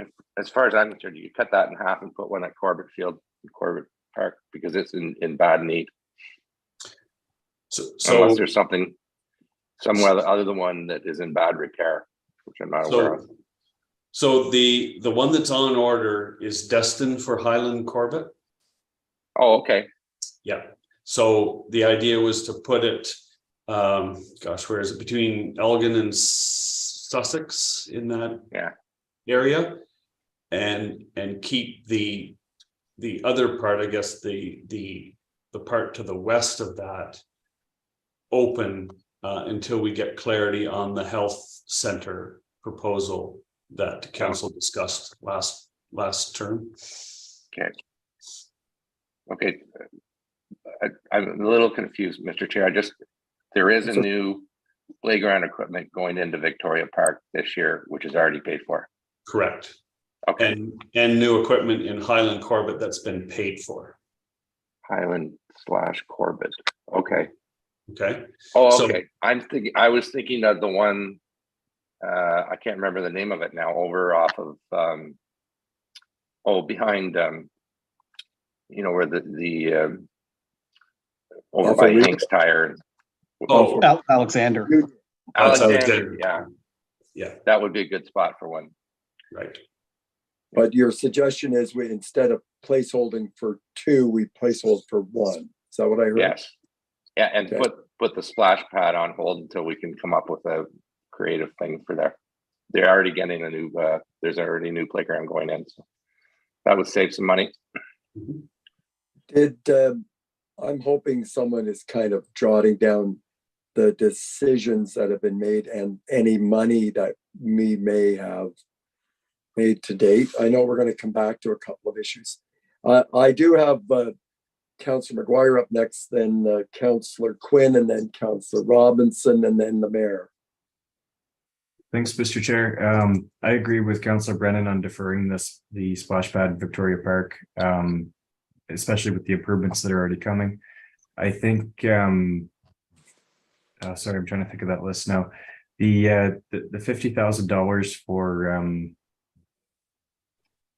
sorry, I got the splash pad in my head. Now I'm, the $250,000 for the play structures, I'd like to keep that in because we've been deferring that. There's definitely other areas that I think are less of a priority, so I'd like to say that stay. And I can't remember what my other comment was, so I'll come back, sorry. And just to be clear, I think Councillor Brennan suggested leaving one of the 2 in, so but that's fine. We hear you. Councillor Quinn. And I have to agree on that with Councillor Brennan. Let's leave the 1 in and defer the other, give ourselves a chance to sort of get our minds around the splash pad in Victoria Park. I think that would be a great addition. So by bringing in only spending half that money this year, or the 1 for the extra park, makes sense to me. Anyways, I'm rambling, I'm sorry. One of the other things that Could I just clarify with the splash pad, Councillor Brennan suggested we Councillor we put it on McLaughlin hold. put it on hold. Oh, so you're in agreement Yeah. with that. Okay, thank Yeah, you. we put it on hold until we figure out exactly what it is we're going to put in there. Yes, Okay, for thank you. sure. The other one is cameras. I definitely think we do need cameras in our parks. I had opportunities many times to walk through Centennial Park with all the Christmas lights, and one night I did chase some kids out of there that were trying to pull the lights out of the trees. So I think we do need some protection there for sure. And the other, the Station Theater, I totally understand that we own the building, that we have to maintain it. How much money do we make out of that? Do we make money out of the Station Theater? So through the chair, we do not. There's a net cost. We're responsible for liability insurance, and the tenant is responsible for utilities. So we get a modest amount of income from the facility, but it is a net cost of So we have all- approximately $30,000. Okay. So we have all the upkeep on it, and we're really not making money out of it. Like our Financially, no. Culturally, I would submit. Oh, It's for an sure. investment. For sure. But maybe there's more that could be done there. We could be generating money in, more money in. Just a thought. Thank you. Okay, Councillor Robinson. Just a couple of things. I agree about removing the splash pad for now, deferring to for another year. Anyway, Murphy Park, is there not already cameras on the Murphy building? Through the chair, I believe there are, but there's a question around the integrity and usefulness of those cameras. Okay. Yeah.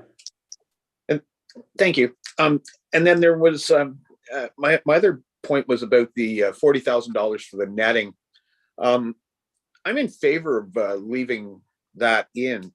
And the reason I'm thinking that is because wasn't there a discussion either last week about, in the very near distant past, about paving on the other side of Old Slies next to Lower Reach Park to stop damage from cars parking there that didn't want to get hit by the balls? So my recollection is we had a discussion about resurfacing the parking lot at the pavilion, the Kinsman Pavilion. So what we've done for this year's budget is put in monies to do the engineering and the geotechnical investigation. But our experience is when people are recreating on the ballpark side or the dog park side of Old Slies, they tend to want to park on that side.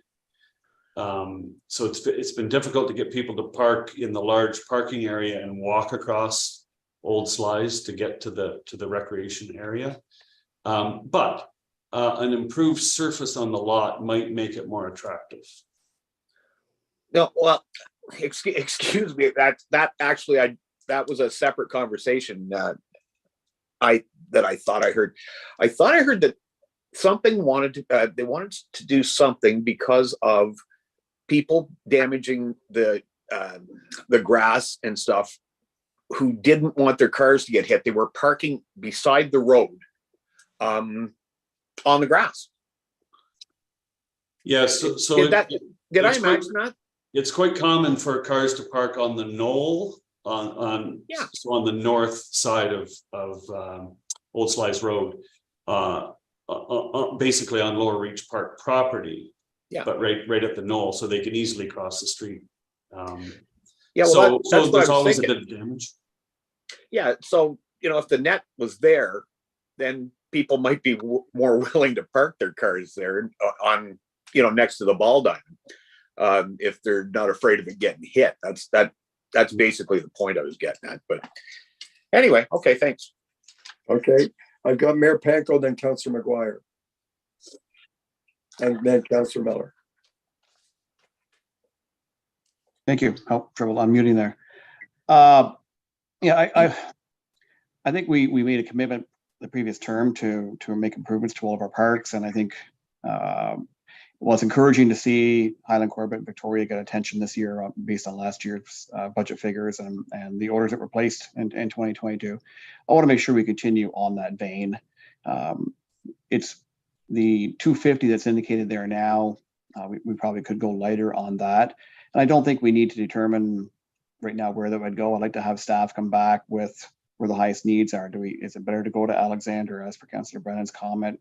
Or what's the state of condition of the structures at Lower Reach Park? We know they get an awful lot of attention, especially when the summer activities are there and the sports fields are full.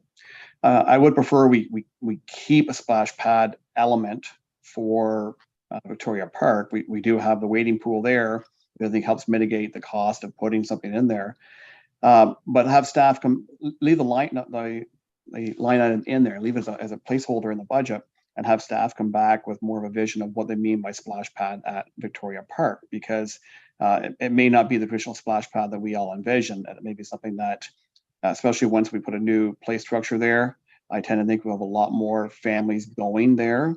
We also have a lot more families living at the southwest end of town. That would be the closest park they would go to.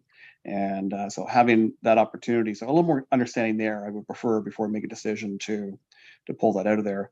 But I think overall, if we could probably take the 250 and cut that in half and make a commitment to do one more park somewhere in 2023. And if we keep that as a line item in there, we do another one in 2024, and within a few years, we make some significant enhancements. Other than that, cameras, I think, bring value. Deer Luckford Station Theater, it's a place that's well used. It definitely adds to the cultural experiences of our community. I guess I see here more is it more of an aesthetic issue, or is there a trip issue, potential trip hazards based on the condition? I would say both. There is a liability issue at the present time. Okay, then I said, let's get that done, and we know it's enjoyed by people of all walks of life and all ages, and we don't want to see anybody having a fall there based on the condition of that. So other than that, I don't know if anything further here. I would say that we could find any significant savings, but I think at least on the park side, maybe cutting that down to 125 from 250 because it's partway there. Thank you. Then I've got Councillor McGuire, then Councillor Miller. Thanks, Mr. Chair. When it comes to the 250,000 for playground updates, I'd like to see that broadened to park improvements. I don't think spending 125 on all these smaller playgrounds is the best way to go, but I really disagree with cutting it down to 125 when we're taking on vanity projects like Marguerite. I think we really need to look at the big picture here, where we put off these park investments year after year after year, despite being in our strategic plan of the last council. Based on our conversations last week, it sounds like it's going to be in the strategic plan of this council. Our parks are struggling, and our residents deserve better in the parks. And if we don't start spending serious money on them, I don't think we're going to get ahead there. So I feel really strongly about that $250,000. When it comes to the cameras, I'm a little bit frustrated by this line item because every year or two it's in there.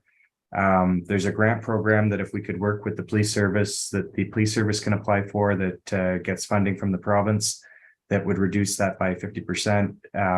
If we had been applying to this year over year, we would have, it'd be taking chunks off. So I'd like to see us work with the police service this year to get the grants to install those cameras to lower that cost, because it's I think they're much needed, and the money's out there. We just need to work together to get the grant application in. Okay, thank you. And last but not least, Councillor Miller. Thank you. I was keeping track a little bit, and I think we're over $200,000 in savings. I would like to keep the splash pad, or maybe we need to reword it to some sort of water feature at that at Victoria Park. And I'm fine to reduce the playground budget a little bit. I'd like to keep at least 150,000 in there, but that takes 100,000 out. So I think there's a nice compromise there as well. Okay, we, in spite of Councillor McGuire's passion for the playground for this year, there's a growing consensus to divide that perhaps to reduce it to 150 for this year, knowing that there's an ongoing commitment to these parks. And I'm also hearing that there's interest in some sort of water feature at Victoria Park. We are a little bit all over the place. I think some sort of a feasibility or some what could be possible and at what price. If we got that this year and asked some people who do this work through the staff to find out what are the options at what costs for a water feature, then that would be it, rather than trying to build something from scratch. Is that what I'm seeing nodding? And are there any other further comments? So this was intended to make sure we did this in-depth analysis. I know it's been a tough 3 hours. I appreciate everyone has just done a remarkable job contributing. We found compromise. We did say that there was one item we were going to come back to at the end that we looked like a compromise on, and if I'm not mistaken, it was Marguerite, but maybe I'm dreaming, that we could, yes, Councillor Brennan. Yeah, I think that we've got that in our heads. What maybe we could do is because I haven't been keeping track, and have staff see where we're at. I think we had a number. What was it, 350 that we needed to come down to? I would encourage us to see what we've done today, and then with any luck, it's more than 350. Say it's 450. Well, that means that we can take something off the tax rate. So just saying. But But at this point, I'm not really, my mind isn't into a decision right now. Okay, in the After next 3 hours. draft, but there was a compromise around Marguerite that was emerging, and we can pick that up again when our brains are fresh Yes. on the, I guess that would be the 30th. Correct. Yeah. Perhaps in council, according to the mayor. So is everyone got everything off of their mind and trust that they wanted to? I'm hearing yes. Deputy Clerk Bennett, you're jumping in. Do you want to add anything? No, all good. I was just checking to see if there's anything else I needed to do on that end, but you confirmed the Marguerite, so it's good. I'm just really impressed with staff really being concise with their presentations, and we really do appreciate all the work that goes into this. And I think council did an excellent job. There was very thoughtful and consideration was given for every item. So I thank everyone. Cyril Morris, anything else? Just a high level recap so that we bring forward the second draft capital that you're expecting. So my recollection, and I'll lean on our treasurer and clerk who were taking copious notes, no doubt. So we've added for now $80,000 to the library budget. We've reduced the playground equipment by 100. We're going to put a pin in the 35,000 for the upgrades to the server room. And Nadine, what else? What am I missing here? The splash pad feature, I think I was gonna get clarity, but I think that's kind of being removed, just kind of looking at a feasibility kind of idea of what the plan is there. So is that That's removed or? There would be some sort of a budget item beside it, but the feasibility of it. And there was one EV station instead of two. Yes, that's there too. Yeah. I just wanted to, so splash pad, there'll be a amount included, but more details to come. And you're right. I have the reduced to one EV station at, I believe they're going to keep them at the water treatment plant, not the wastewater plant, but I don't know if that was fully confirmed. So it was reduced to one. And what else do you have? Because there's Councilor Miller, did you want to add to that list? I think we deferred moving the police something off the water tower. That was 50,000. Yes. And the netting, changing the parking situation and removing the netting. I think that was, I'm not sure how that was resolved. It was what was one suggestion, that exploring that option and putting up signs, but something apparently needs to be done there to protect the dogs and the cars. And Mayor Panko? Maybe come back to me. I've just looking at the county budget proposed for Friday, so there is going to be some. I think we've got a status quo in our draft, and there's some operational changes there which will impact us as well. And you're going to see a request for a modest levy increase from the public health. I won't say a request. They have the authority to actually issue the levy to us, but it's fairly modest. It's either 2 or 3%, and that won't be determined until Jan. It'll come out to about, worst case, it would be an additional $5,000. Worst case. So, Mr. Chair, if we could do a straw vote on the netting at the ballpark, that would give us direction. I think there was a consensus that we wanted to protect the dogs and the cars, and there was two options: putting up the netting or perhaps creating a better parking space with signage, letting people know that. So I wouldn't do either, but I'm only one vote. So the second option would be considerably less expensive. So right now we have 40,000. We could reduce that considerably if there's consensus to try an alternative solution before we go to the netting. Councillor Brennan, did you want to add? Or it's a thumbs up. I'm seeing thumbs up, thumbs up, thumbs up.